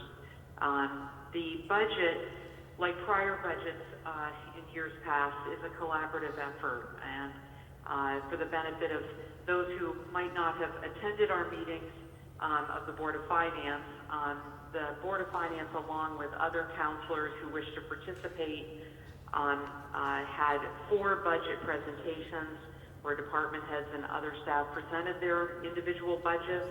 And we have been working with the administration on the budget for several months now. And all of those meetings have been open to the public, and people have attended them. The mayor has listened to both the concerns that councilors have shown, and as well, he has listened to councilors who have advocated to see things included in the budget. I would concur with our former CAO, who said that effective budgets have to be fair, factual, and forward. And I believe this budget is factual in that it is an exercise in open discussion where many questions were asked. And we began this process, as I said, much earlier in the year to collaboratively work to find solutions to minimize a possible tax increase. And still, despite being given the authority for a tax increase, which was a factual assessment of our needs, the fact was that subsequent to that vote, we had the BT settlement. And while decisions have not been made on the BT settlement, funds that clearly belong to the community and could be spent in a way that benefits our community are those funds from the BT settlement. I think the budget is factual in that as a council and as a community, we haven't had a full discussion on the use and investment of the BT funds, and it would only be fair to have that discussion before we commit those funds. The Board of Finance was unanimous in that position, and that decision will be made this summer. This budget, as I said, does not include any expenditures linked to the BT settlement. All budgets have to be forward-thinking. That's really what a budget is. And this budget does include funding that is extremely forward-thinking. The Early Learning Initiative First Steps Scholarship Program that will award 20 or more families a one-year scholarship for enrollment in childcare, community initiatives such as the Housing Trust Fund, funding for the Low Barrier Shelter, and continued historic investments in our infrastructure. And I think there's no one at this table who isn't particularly excited about the inclusion in the budget that increases funding for the neighborhood planning assemblies, going from $3,200 a year to $20,000, which is what the MPAs had asked for. And the administration has that in this budget, which is a forward-thinking allocation so that the MPAs can plan more community events and fund more neighborhood projects. Lastly, I would just like to add that our ability to fund community initiatives, pilot programs, and address critical community needs for many of our most vulnerable would not be possible without a mindful eye on our fiscal stability and resiliency and a strong credit rating. A strong credit rating means that we have a lower cost of capital, and that savings in part is what makes it possible for us to do what is important for our community. That is something that the administration, the council, past and present, and the community and the voters have all endorsed. Thank you for listening. I hope that this council will unanimously approve the budget before us. Thank you. Thank you, Councilor Paul. Any other councilor on this? Yes, you did. Councilor Tracy.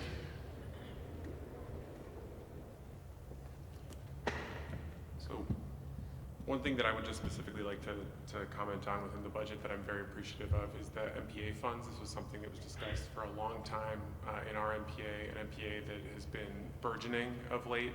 Just last week we were, having to find different places to stash people. People were having to sit in all different places to eat dinner at the community dinner, and we have all kinds of really cool stuff happening there with music and a crank show where they have like a live action show. People come together and cook meals. If you haven't been to our MPA, it's phenomenal. It is the best of Burlington, and I think it really needs additional support in terms of financial resources. It felt a little silly, honestly, to me at the end of that meeting to be discussing a couple $100 for something that is so vital. I think that if we have just the resources that are contemplated in this budget, which again were what was asked, and I think it's important to really recognize the responsiveness there, that we can do a lot more. And so I'm really excited about the possibilities that are presented by that, whether it's some suggestions that we've heard in the past for childcare, more support for the food, different kinds of facilitation, all kinds of things that become possible by that additional funding. So I'm very much appreciative of that because I think it's one of the great sort of examples of direct democracy in our city, and I look forward to hopefully, should this budget pass, seeing what that can do, and seeing what our creative and really passionate MPA members do with it. Thank you. Thank you, Councilor Mason. Councilor Hanson. Thank you. Oh, Councilor Tracy. Sorry, Councilor Hanson. No, you have the floor, Councilor. Great, thank you. I definitely appreciate a lot of the direction in the budget and where it's attempting to go, and would definitely second Councilor Tracy's points there. For me, as a new councilor and learning the process and wrapping my head around this document as we grapple with other issues as well, I have a number of questions that have arisen more recently, and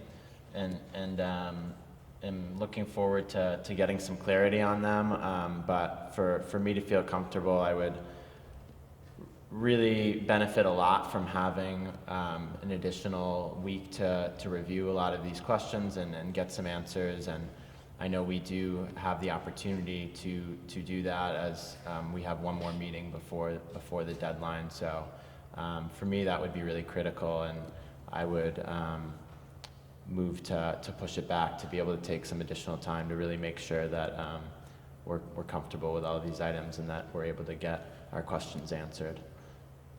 Councilor Hanson, did I just understand that you made the motion to delay the passage of the budget for 1 week? I would like to postpone until next meeting. Councilor Hanson has proposed postponement of this until the next meeting. Is there a second to that? No, I want to know why. Oh, well, wait a minute. No, that's not a question you get to ask right now. Is there a second to this? Councilor Freeman seconds that. Who wants to get in the queue now? Yeah, I would like to know. Well, no. Councilor Jang, you can raise your hand and get recognized. Okay, Councilor Jang, now the microphone, and then you can ask through me. Thank you, Mr. President. Thank you. And Mr. President, I would like to know why Councilor Hannon would like to delay the vote of the budget tonight. Why he wants to delay? Yes. Well, I'll let Councilor Hanson speak for himself, but I think he made clear that he felt like he has a number of questions that are unanswered, and he would like the extra week to try to get the questions answered. Is that correct, Councilor Hanson? Would you like to need to add to that? Yeah, that's correct, yeah. Okay. Anyone else? Any other questions or comments? Can I add? Oh. Councilor Hanson.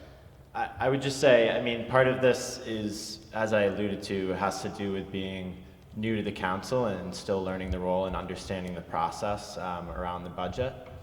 So I understand that others may have had all of their questions answered and may have, been more familiar with the process and been able to get all their questions in time and get proper responses. That's not something I was able to do, and I've submitted all my questions, but haven't gotten answers yet back and would like some additional time to do that. So it partly has to do with, having less familiarity with the process in terms of why I ended up in this position, but that's why I would request it from other councilors, in part. Thank you, Councilor Hanson. Councilor Pine. Yes, Mr. President, I'd just like to ask if, through you, I could ask the mayor if there's a problem or an issue raised by this delay. Mr. Mayor, can you respond to that?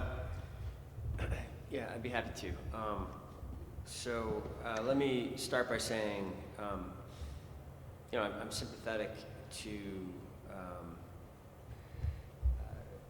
councilors who are new to the process and the amount of work that is involved in fully reviewing this, substantial document. So I guess I would just, I would say a couple things. We tried to anticipate this. I think, is it a problem to delay? I would say this, we have only one more meeting scheduled in the month, and it does concern me. We've, in my 7 years, I don't think ever gone to the last meeting of the month before making the vote. And so I guess I'm not categorically against a delay tonight, but I'd like some additional discussion tonight to know whether there are concerns that might become a problem if we were to delay again. I do want to point out that we have tried to be very responsive throughout this process. I think it's important to clarify the questions that Councilor Hanson is referring to being not answered yet were ones that we just received in the middle of the Board of Finance tonight. I've looked through those questions and responded to a couple of them while we've been sitting here, while also trying to be part of the business of tonight. I guess one question, President Wright, that I would have, and maybe that would be pertinent, is whether any of the questions, Councilor Hanson's clearly now done a thorough job of going through the budget, and he has many detailed questions. Most of them are of small budget amounts, and one thing that maybe Councilor Hanson could reflect on, and we might have discussion about, is if there's really anything of those. I've tried to answer the larger ones. I'm not clear that any of those should rise to the level that would actually cause one to vote against this critical document and everything that is in it. And I have committed on behalf of the administration to get Councilor Hanson, for his sort of future purposes, answers to the long list of questions that he has submitted tonight. We did, the reason that we have 4 budget meetings in May, and the budget is largely unchanged, in large part unchanged since those budgets were presented there, is to avoid last minute questions coming up. This year I think we did maybe our best job yet, at least certainly the Board of Finance was supportive of the job that we did, engaging the Board of Finance earlier on in some of the major kind of directional questions about the budget, and that was well received. So it does cause me some nervousness and concern to not use tonight's opportunity to finish this. It certainly is some weight on the team that will continue for the next week if we aren't able to get it done tonight. That said, I respect that the way the system works is formally the council has only had this for a short period of time, and if there's a reason to delay it tonight, I respect that. Thank you, Mr. Mayor. Councilor Busher.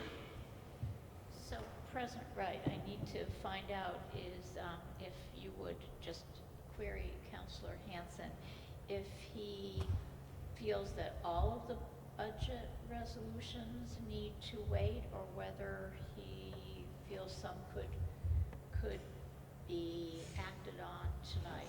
I'm not clear, because some of them really are not boilerplate, but they're pretty uniform and traditional with actual borrowing that isn't linked to anything specific in our budget. So I just wasn't clear whether we could act on some of them or not. I think it's unusual that we don't act on them all at the same night. City Attorney Blackwood, did you want to say something about that? I mean, it's probably not impossible to do, but I don't remember having done it before. I think we think you could probably do the if you're going to separate them, if you're not going to do them all tonight, you could probably do the financing and bonding ones, but probably not pieces of the budget ones. Okay. Councilor Hanson, did you have anything further to add to that? Well, yeah, I would just say, first of all, I appreciate the mayor's office for being willing to meet on this and kind of go through some of the issues. They were mostly smaller issues, and I would say this connects somewhat to the resolution that that a few of us are bringing forward later tonight, but just about support for new counselors. And we were able to have an orientation at the beginning, which was very helpful, but just the nature of the role and the fact that there's no fund up until now. I mean, hopefully we change this tonight, but there's no funds available, support funds for new counselors, so it can be difficult to catch everything. And so that's kind of where this is coming from, and just I think I would make really strong use of that additional week personally. I don't know if other of the newly elected counselors want to speak to this at all, but for me personally, it would be very valuable to have some additional time to be able to dig into that. But it isn't a dig on the process. It's more a reflection of the nature of being a new counselor in the way it's set up. Got it, Councilor Hanson. Councilor Mason, and I really would like to move towards a conclusion on this, so we don't. My question is to you, President Wright. While I respect, this is 6 resolutions, I don't know what our agenda next week looks like. So, if you were able to forecast that we have a light agenda, I would be more inclined to support this than if you said, you're anticipating a full agenda. While respecting, the request for the delay, we've all been under the same, tight time frame in terms of turning this around, and I'm a little less sympathetic if this means we have a 6-hour meeting next week instead of taking it up now. I cannot fully answer that. The mayor and I meet at some point and we have not done that about the next meeting, so I'm not fully aware of everything that might be on the agenda. Councilor Busher. So, President Wright, Mr. Mayor, I would like Mr. Mayor to listen to what I'm going to ask you to ask him. Or may I ask the mayor a question? You go ahead and ask the mayor a question. Mr. Mayor, could I ask you a question regarding the budget process? So I'm hearing that a counselor has some concerns about potentially a request that would impact the budget in a small way. And could you speak to your ability to entertain a budget amendment that would still allow us to move forward tonight and yet potentially address his concerns? I'm not trying to tie your hands, Mr. Mayor, I'm sorry. You have the floor, Mr. Mayor. Okay, thank you, President Wright. So a couple questions on the floor. One is about the agenda next week. The commission appointments are next week is I think our major item of work, and then there's a number of liquor control issues. I think that is the bulk of the agenda that we're clear on at this point. With respect to a budget amendment, it's an interesting suggestion, Councilor Busher. Certainly, I think it's, if this, I'm not certain this is your point, there is a process by which errors or oversights or unanticipated items can be corrected in the future. The budget is not locked completely in stone, and there are, over the course of the year, occasionally adjustments to that. So were something to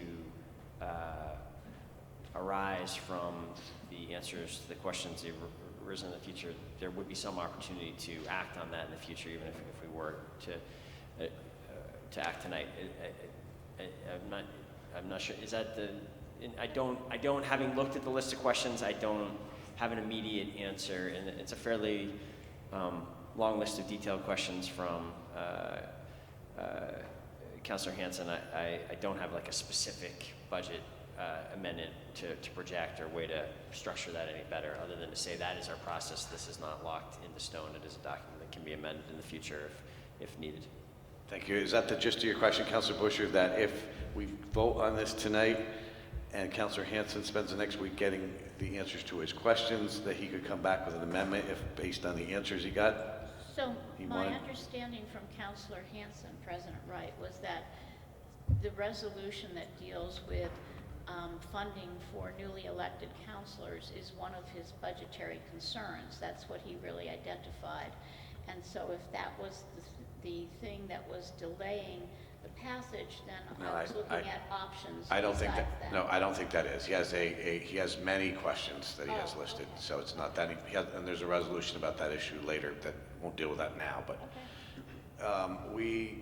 Councilor Shannon, we really need to move forward here fairly soon on this. Thank you. I think we've all been new councilors, and we've all been in Councilor Hanson's position. And we have worked with our fellow councilors, with our staff, to bring questions forward in advance. And we do have many resources available to us, whether or not we have council funds. I'm concerned because at our next meeting, I know in addition to what the mayor just mentioned, I believe that there's a UVM housing resolution coming forward. I believe that Councilor Jeng is bringing forward his diversity and inclusion resolution. And I'm sure there are many other things that haven't been mentioned, and the budget resolutions are important to kind of spring this on us on the council floor.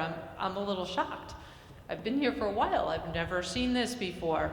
If you didn't want or weren't prepared to vote on the budget, I don't really know how you just came to that realization right now here on the floor. Thank you, Councilor Shannon.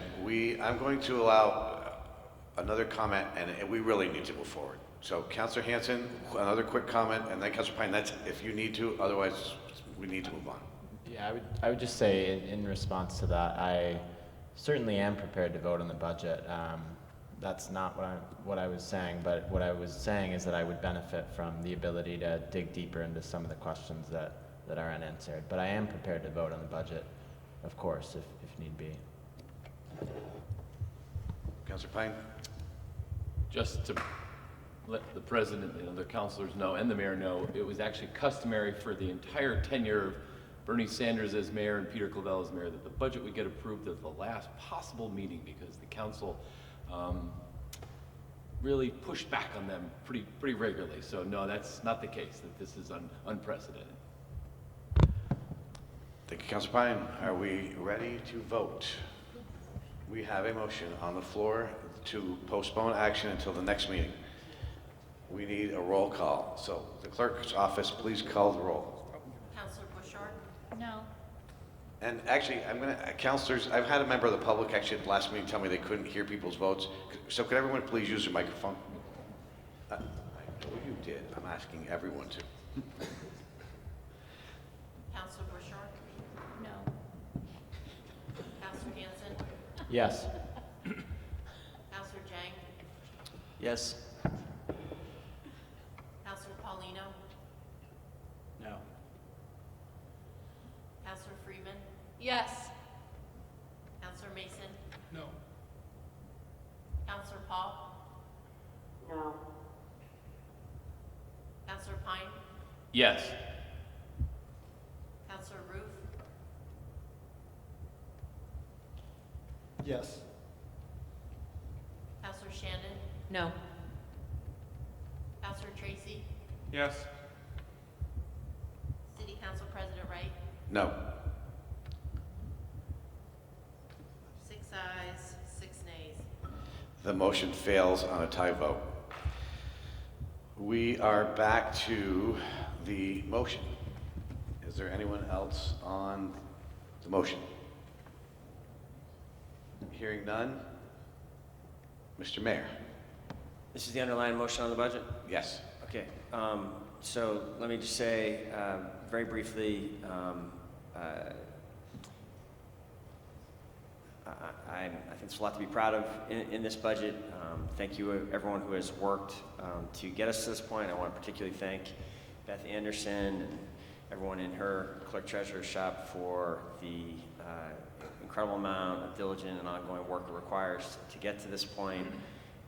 And doing that work earlier than I think we have achieved in the past. I want to thank the Board of Finance for their engagement throughout this process, and again, commit to debriefing with you after this and seeing how we can continue to improve this process. But I appreciate the feedback after last year that led to the improvements this year.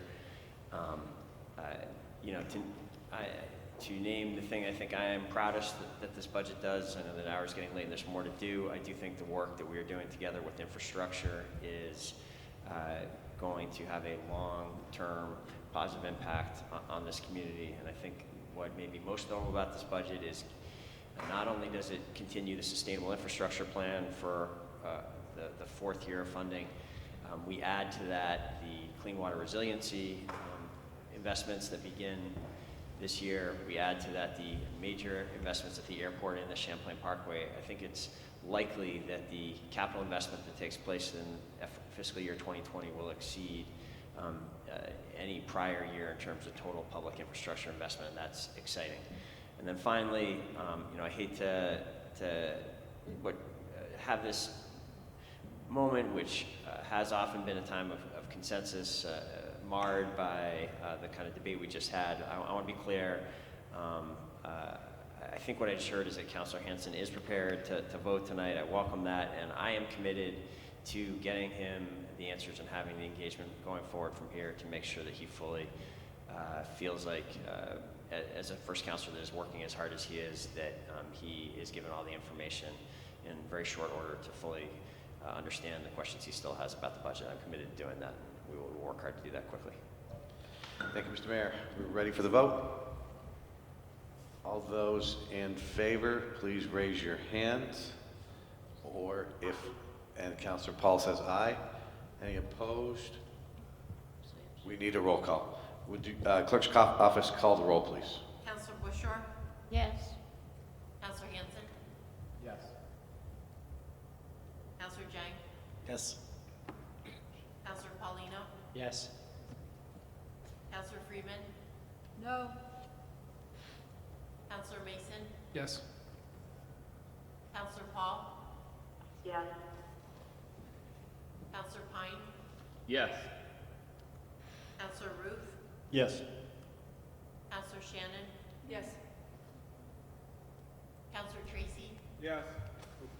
Yes. City Council President Wright? Yes. 11 ayes, 1 nay. That passes 11-1, and we are on to item 5.06, the next. Councilor Mason, oh yes, excuse me, Councilor Mason for a rules suspension. Thank you, President Wright. It's 10:32. I would like to make a motion to suspend the rules for us to take up the following items. 5.05, resolution annual appropriation and budget for fiscal year beginning July 1, 2019. 506, annual appropriation and budget for innovation and technology. 507, annual tax assessments. Sorry, I'm still working through. 508, investment of unassigned fund balance. 509, authorization for public improvement funds for fiscal year 2020. 510, 510, approving the issuance of grant anticipation notes for cost of certain airport improvement projects. 511, approving the issuance of grant anticipation notes. 512, I do not believe is time sensitive, so I postpone that till next week. 513, report from the police department, and finally 514, which is time sensitive, and that's it. Thank you, Council. 513 and 14. Yes. Councilor Mason has moved a suspension of the rules with the items that he has mentioned. Is there a second? Second? No second, Councilor Shannon. Second by Councilor Busher. Discussion. Councilor Shannon, did. Is it debatable? Hold 1 minute. City Attorney, can you remind me if this is the motion to suspend rules that's on the floor is debatable?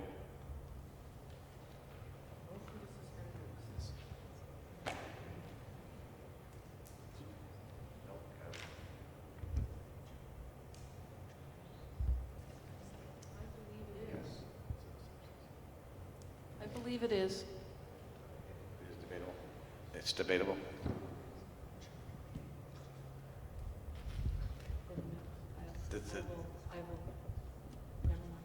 Councilor Shannon says never mind. Anyone else? Okay, we are ready to vote on the, what's this? The UVM, was that part of the motion? Yes, it was. Mr. Yes. Mayor, that was 5.14, which is on the list of those to be discussed. Okay, we're ready to vote. All those in favor of the motion to suspend rules with the items specifically mentioned by Councilor Mason, please say aye. Aye. Any opposed? Passes unanimously. And we are on to item 5.06. Councilor Paul. Thank you, President Wright. So I'd like to move the resolution, waive the reading, ask for a second and the floor back after a second, briefly. Seconded by Councilor Roof. Councilor Paul, you have the floor. Point of order. I'm not seconding. I'm looking to get in to recuse myself. Should I do that recusal now? Councilor Roof is recusing yourself. Recuse myself due to a professional conflict. All right. Councilor Roof has recused himself, and Councilor Busher seconds the motion. Now, Councilor Paul, you have the floor back.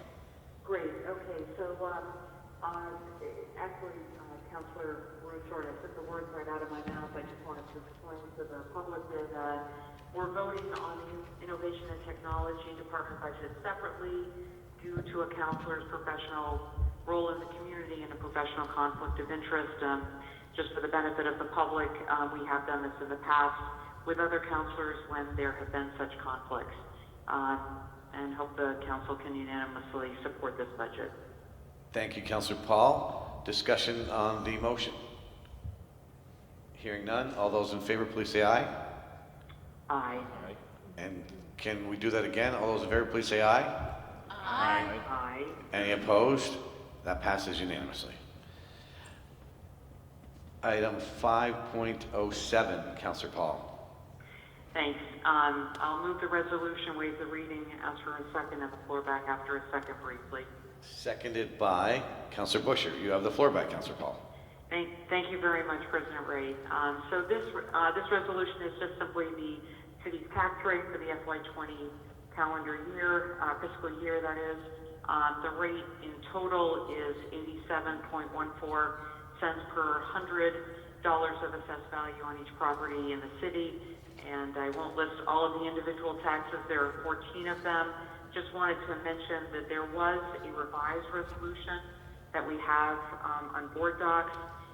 The changes are extremely small, difference of a couple hundredths and a thousandths of a cent.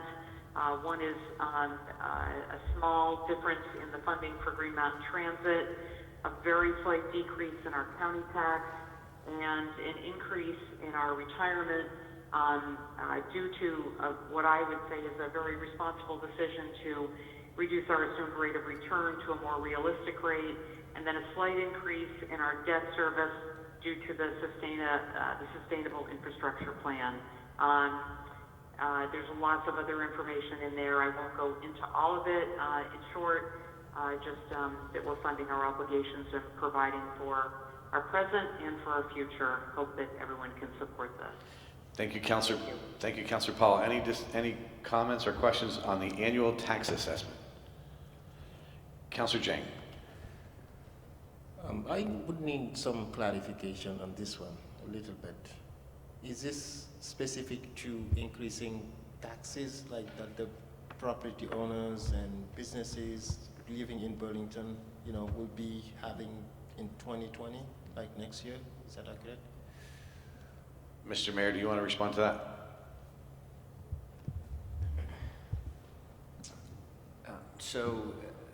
Yes, I believe this is the vote that formally sets the tax rate.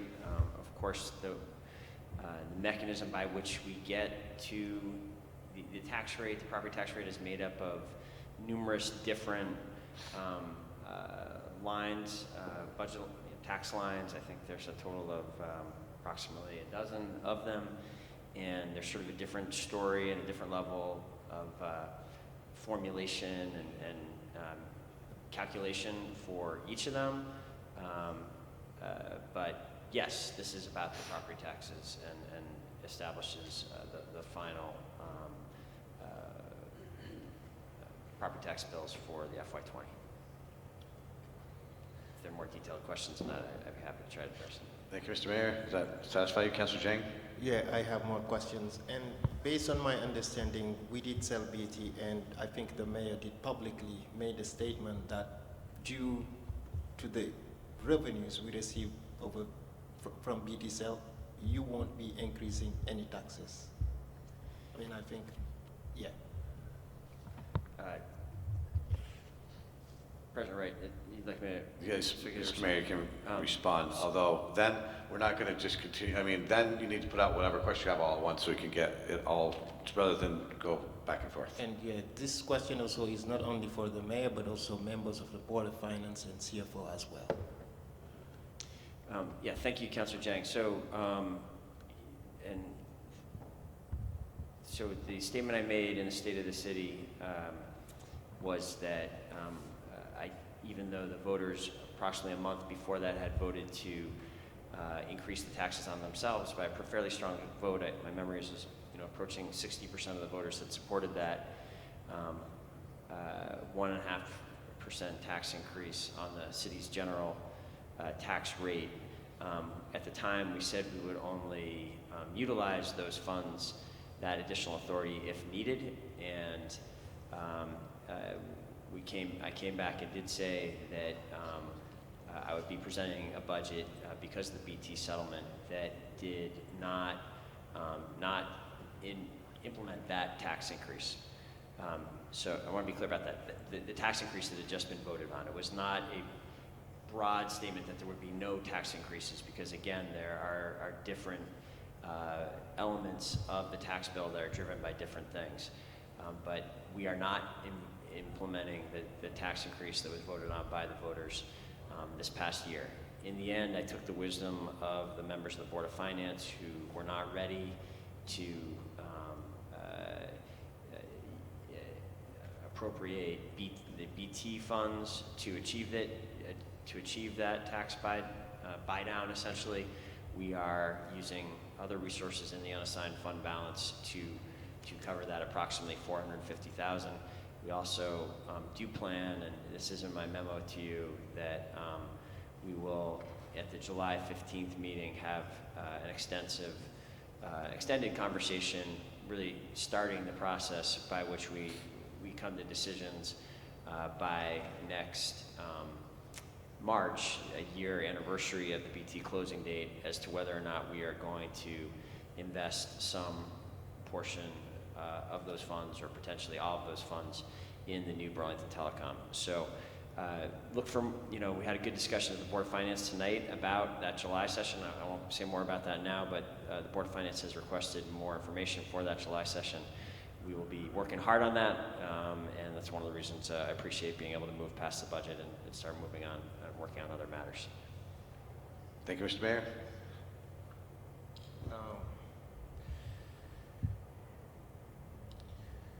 Yeah, I would like to make a motion. You want to make a motion? Yeah.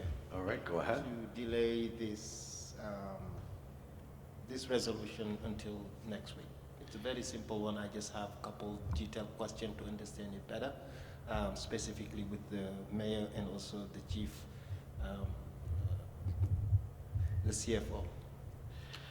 All right, Councilor Jang has moved to postpone action on this until the next meeting. Is there a second to this motion? Seconded by Councilor Hanson. Discussion. Councilor Shannon. Just want to say that, Councilor Pine had said that there was precedent for this kind of thing, and I think that that's true at that time. But since that time, we actually have had, we've really opened up the Board of Finance discussions to the full council so that people can get their questions answered in advance of this coming forward. And I don't really understand why councilors are not taking advantage of that and not coming prepared to vote and not asking their questions in advance of coming to the table tonight. Because things are not the same now that they were under Bernie or Peter Clavell or Mayor Kiss. Thank you. Thank you, Councilor Shannon. Other further discussion on the motion? Hearing none, the clerk shall call the roll. Councilor Bushart. No. Councilor Hanson. Yes. Councilor Jang. Yes. Councilor Paulino. No. Councilor Freeman. Yes. Councilor Mason. No. Councilor Paul. No. Councilor Pine. No. Councilor Ruth. No. Councilor Shannon. No. Councilor Tracy. Yes. City Council President Wright. No. 4 ayes, 8 nays. The motion fails by a vote of 8 to 4. We are back to the motion. Anyone further discussion? Are we ready to vote? Raise your hands if you're in favor of this, please.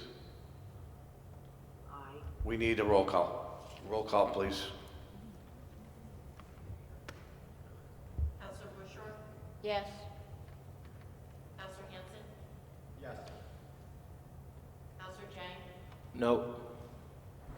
Councilor Paulino. Yes. Councilor Freeman. Yes. Councilor Mason. Yes. Councilor Paul. Yes. Councilor Pine. Yes. Councilor Ruth. Yes. Councilor Shannon. Yes. Councilor Tracy. Yes. City Council President Wright. Yes. 11 ayes, 1 nay. The tax assessments on the property grand list passes by a vote of 11 to 1. That moves us on to item 5.08, a resolution regarding investment of the unassigned fund balance to improve city services. Councilor Busher. Yes, I'll move to waive the reading and adopt the resolution, and after a second, I'd like the floor back. Seconded by Councilor Mason. Second. You have the floor, Councilor Busher. Thank you. So this resolution deals with a fund balance policy that we adopted in 2015. And we had a target balance of 10%, but we also had a cap. If it exceeded 15%, then we were to appropriate any of that unassigned fund balance. And so as it says here, as of the fiscal year ending June 30th, 2018, it was equal to 16.4%. And so this resolution deals with how we appropriated some of that unassigned fund balance. As the mayor stated, and as Councilor Paul stated, some of this money was already used in the budget that we just adopted. But this deals with some of the monies that was carried forward that was previously allocated, that was not spent. $25,000 to complete the Jobs and Peoples Report for CEDO, which is really important. $80,000, I know Councilor Hanson's ears will perk up for District Energy System. $500,000 towards reappraisal, and then $45,000 for capital project accounting practices. That's the older money. Now, with the new money, the mayor has decided to spend $568,000 for the repair of sidewalks, $475,000 to do additional paving. This is to bring us up to the same level that we've been doing the past couple of years, which is extended sidewalk work and paving, and we've actually made some progress in this regard now with putting these dollars in place. $100,000 to hire a consultant to evaluate the opportunity to modify the existing street franchise fee ordinance, which Councilor Pine had mentioned, and the mayor jumped on that. And then $150,000, thank goodness, to digitize zoning files and property records. So we're coming into the current age here. Having said this, having spent these dollars, if we pass this resolution, we will still have an unassigned fund balance of 13.6%, which is healthy. And I wanted to make sure that we still had that in case we needed some other emergencies or in case we had other needs to spend some of this down. We don't want to just keep people's tax dollars, but we do need to have that in case of emergency. So thank you very much. Thank you, Councilor Busher. Questions? Councilor Jane. Thank you, Councilor Busher, but can you put into perspective, into dollar amount, what are those 13.6% in dollar amount? How much money is we talking about? Councilor Busher. But the mayor might be able to say it right off. We'll look to the administration to answer that. It's approximately, we're projecting after committing the investments, which, and there's a good handout in the material that I think there's a very exciting list of investments, including, yes, responding to some of the discussions and ensuring, as Councilor Busher said, that we keep the road and sidewalk investments at the levels, the historically high levels we've had the last few years. We would have approximately $8.2 million remaining in the unassigned fund balance versus, and that puts us, as Councilor Busher said, healthily above the 10% threshold, which would be about $6 million. So a couple million, more than $2 million in excess of that target. Thank you, Mr. Mayor. Thank you. Thank you, Councilor Jang. Any other comments or questions? Discussion? Hearing none. All those in favor, please say aye. Aye. Aye. Any opposed? That one passes unanimously. Item 5.10, resolution approving the issuance. 5.09, resolution authorization for public improvement bonds for fiscal year 2020. Councilor Busher. Waive the reading and adopt the resolution. Seconded by Councilor Roof. Councilor Busher, you have the floor back. If you choose to have the floor back, you can ask for it. I will just make a brief statement, President Wright.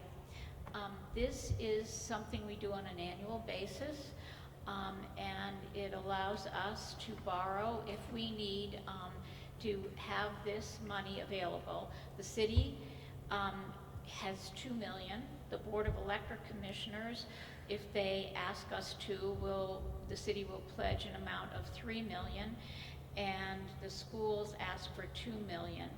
And the monies are used to accommodate working capital and capital improvements and any other needs during that time. What happens is that if we need to draw down on it, we do. It's short-term borrowing, and then there is the opportunity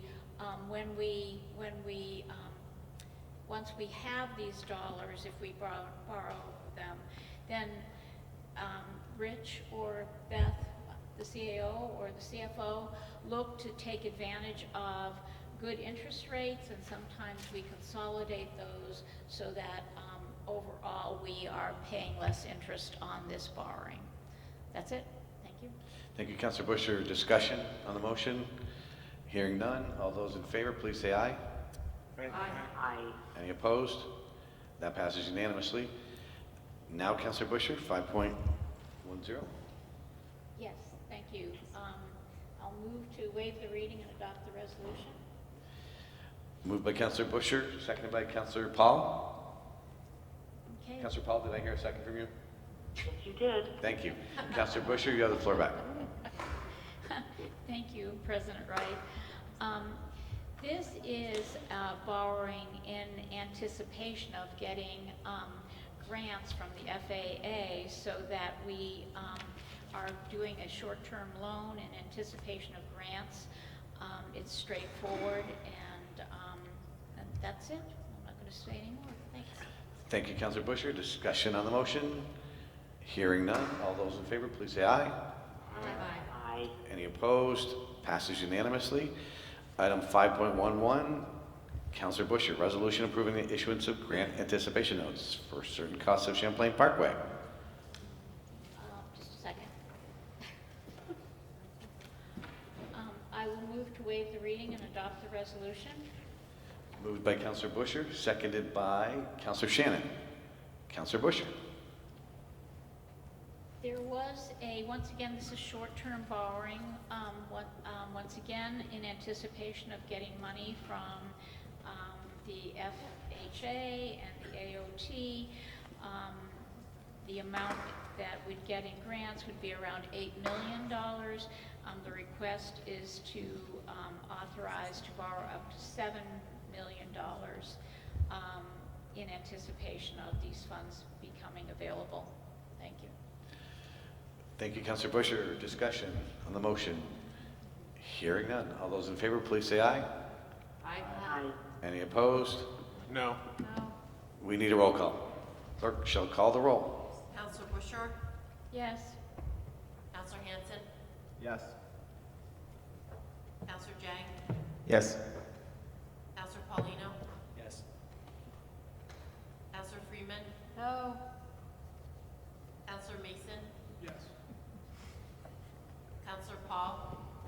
Yes. Counselor Pine? Yes. Counselor Roof? Yes. Counselor Shannon? Yes. Counselor Tracy? No. City Council President Wright? Yes. 10 ayes, 2 nays. 5.11, Champlain Parkway passes by a vote of 10 to 2. Item 5.12 is a resolution amendment to Appendix B. No, excuse me, that one has not been included in this.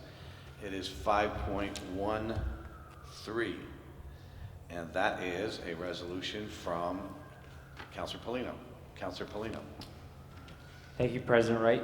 I move to introduce the resolution requesting a report on expanding social worker support to the Burlington Police Department. I will submit. Point of order. So, point of information. Point of information from Councilor Hanson. Why did we skip item 5.12? Because 5.13 you said?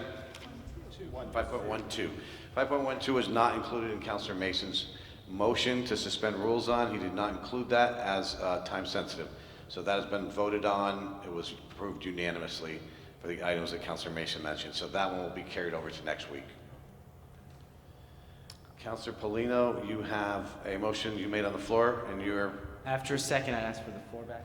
And we need a second. Councilor Pine seconds. Councilor Paulino, you have the floor back.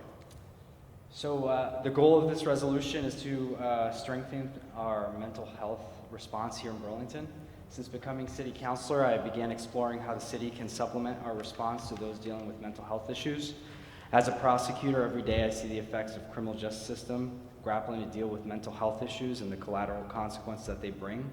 Additionally, in recent years, in the state's attorney's office, we started working with mental health and substance abuse professionals who are embedded in our courthouse, and we see them at work every day. I began to see the differences in how a professional in this field can communicate and reach people in ways that no prosecutor or judge can. Over time, these professionals help us curb reoccurring behavior and provide further access to treatment and services that may otherwise not have been sought. Despite my experience, I began this journey by speaking with those tasked with meeting our community's needs and quickly learned about the challenges in expanding a mental health support program and finding a reliable funding source. I also learned that there seemed to be universal support in adding additional support to the community in addressing mental health issues. This resolution calls for the Burlington Police Department to conduct a report with recommendations on how the city can best provide additional social worker support in the community. It calls for the department to explore the option of expanding its own staff as well as contracting with a third-party agency. The goal is for the department to look at their calls for service, which are easily accessible, related to mental health, and also give the chief of police enough flexibility to explore how to best use more social worker support. We also want to expand the great work that Jackie Corbley, the chief, and the mayor has been doing in the area of opioid and substance abuse since 2016. This resolution was crafted in direct response to the June 3rd meeting where we formed a special committee to look at other areas of policing, which include the citizen complaint response, use of force training, and incident response. The goal is not to overshadow that committee's work, but to provide a faster and alternative response to the community. This resolution should provide the community with answers on how we can better respond to calls for service, but also how we can further enhance the department's contact with the community in this area by being both proactive and reactive. All set, Councilor Polino? You're finished? Okay. Discussion from the floor. Councilor Mason. Thank you, President Wright. I have a point of order. Councilor Mason, what's your point of order? It is my understanding, one of our standing council rules is that we not take up an item that we recently voted on. And as I've looked at this, I see sort of two elements of this, both of which touch upon, from my perspective, and I look to the city attorney and the chair for guidance on this. But one piece speaks to, basically asking for a report as to whether we should expand social work either through direct hires or outside service. That was directly, a resolution that we voted on, brought forth by Councilors Friedman and Hanson last week. Second piece briefly touches on the officer wellness initiative, which again was part of a separate resolution that we voted on from Councilor Roof and asked a committee to look into that issue. So my point of order is whether this is timely or appropriate for us to take up at this time. City Attorney Blackwood, can you shed some light on that? Yes, you do have a rule that once you have acted on a matter, you can't react on it again. I believe it is the chair's prerogative to determine whether or not this is the same action or within the same field of the idea that you were acting on and that you voted down last time, or voted for. One resolution went down, one was voted on. So, point of information, what rule is that? Hold on. Councilor Polino is asking for a point of information. Councilor Polino, what is your point of information? What rule refers to matters that weren't previously, that have been previously addressed? And point of order, the resolution, just to respond on that issue, I have it in front of me, does not mention mental health or substance abuse. So, and I asked for the Roberts rule regarding previously considered issues and being unable to debate them. I don't have the rule number right in front of me.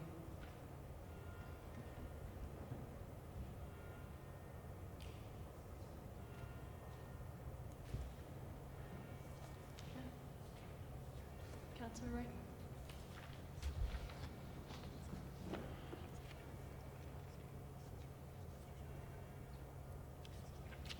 I think the ball's in your court, Mr. Chair. Well, The city attorney responded that she did not know the rule off the top of her head. It's, look, I can't point to the specific rule either. Councilor Freeman, are you asking for a point of order? Or No, point of information. Point of information. What's your point of information? I just wanted, as well, clarity on the Roberts rule, and is there a specific time frame within that? Is it really just up to? I just wanted a point of information. Attorney Blackwood, this is discretionary to the council president. Is that correct? No. Oh, sorry. I To be missed what you clear, said. there generally what Robert's rule says is that once a council has acted on a matter, once a body, public body has acted on a matter, they can't in the same session act on it again without going through. There are certain limited exceptions. So one is there are some grounds upon. Anyway, there are, I think, 4 roughly exceptions for times when you can, none of which apply in this situation. First, and then secondly, what the issue is whether or not this particular motion is indeed a matter that you have acted on before. That question, it seems to me, is a close question in this case, and therefore I would say that the chair makes that decision as opposed to my making that decision. The chair makes the decision whether or not this is a matter that was acted on already by the council. So, the city attorney has given her legal advice on this and has thrown the question to me. It is the purview of the council president to decide whether the point of order is a valid point of order in regard to. And as I've looked at there are 2 issues, both dealing with the resolution that was defeated, in which I think a case could be made that one section was defeated in regard to social workers. And I think on the flip side, a case could be made that on the roof resolution from last week asked a special committee to look at officer wellness initiatives, and Councilor Paulino has now asked the Burlington Police Department to review and recommend regarding mental health services to police officers and their families, and I do see a conflict there. So I see 2 potential conflicts on both sides of that. And so I am going to rule that the resolution is, I'm going to find Councilor Mason's point of order to be well taken, and that the resolution President, point of order. I would move to strike references to the... I'm sorry, Councilor Paulino, I have made a ruling actually that I have ruled in favor of Councilor Mason's point of order. I would ask the city attorney if a councilor moves to strike the resolution to comply with the president's concerns, that motion be reconsidered. If the president recognizes you to make another motion, yes, I think you could make another motion.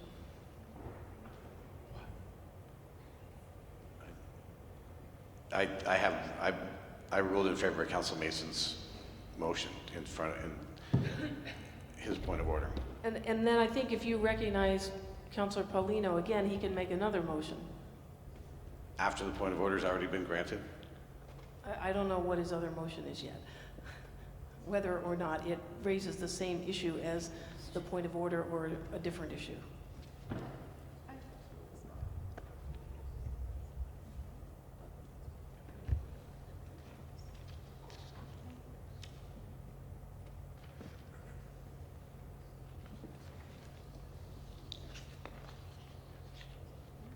Do you have a point of information or a point of order? Point of information, yeah. Point of information, Councilor. City Attorney Blackwood, can I move to vote to overrule the ruling of the council president? You can make a motion to appeal the ruling of the president, yes. Councilor Wright, I'd like to appeal your decision. Councilor Perry has moved to appeal the decision by the chair. I will make a brief comment just to say that I think that when the chair makes a ruling, I hope that the council abides by that decision. I think it is very, very, very unusual in all the years that I have been on this council to hear a move to override the council president's decision on a point of order. City Attorney Blackwood. There needs to be a second to that. That motion does give us. There needs to be a second. So seconded by Councilor Hanson. What's the vote, Councilor City Attorney Blackwood? It is a majority vote. All right. And is this debatable?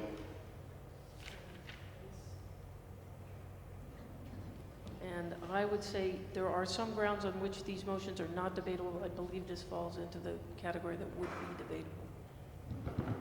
Is there any discussion, or are we ready to vote? Council?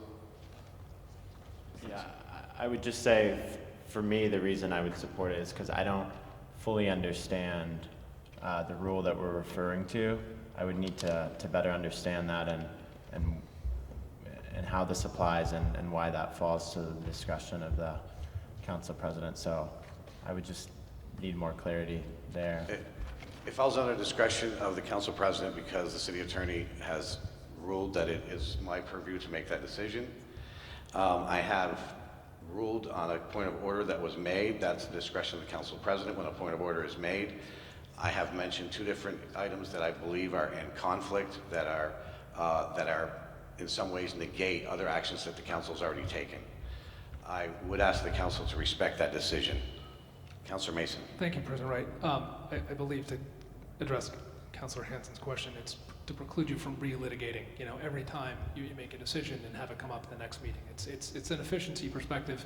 Council makes a decision, the intent is to abide by that and not have the same discussion each council meeting. With that, I'm hearing from this side. Could we ask for a 5-minute recess, please? 5-minute recess, and we will keep it to 5 minutes. We are in recess.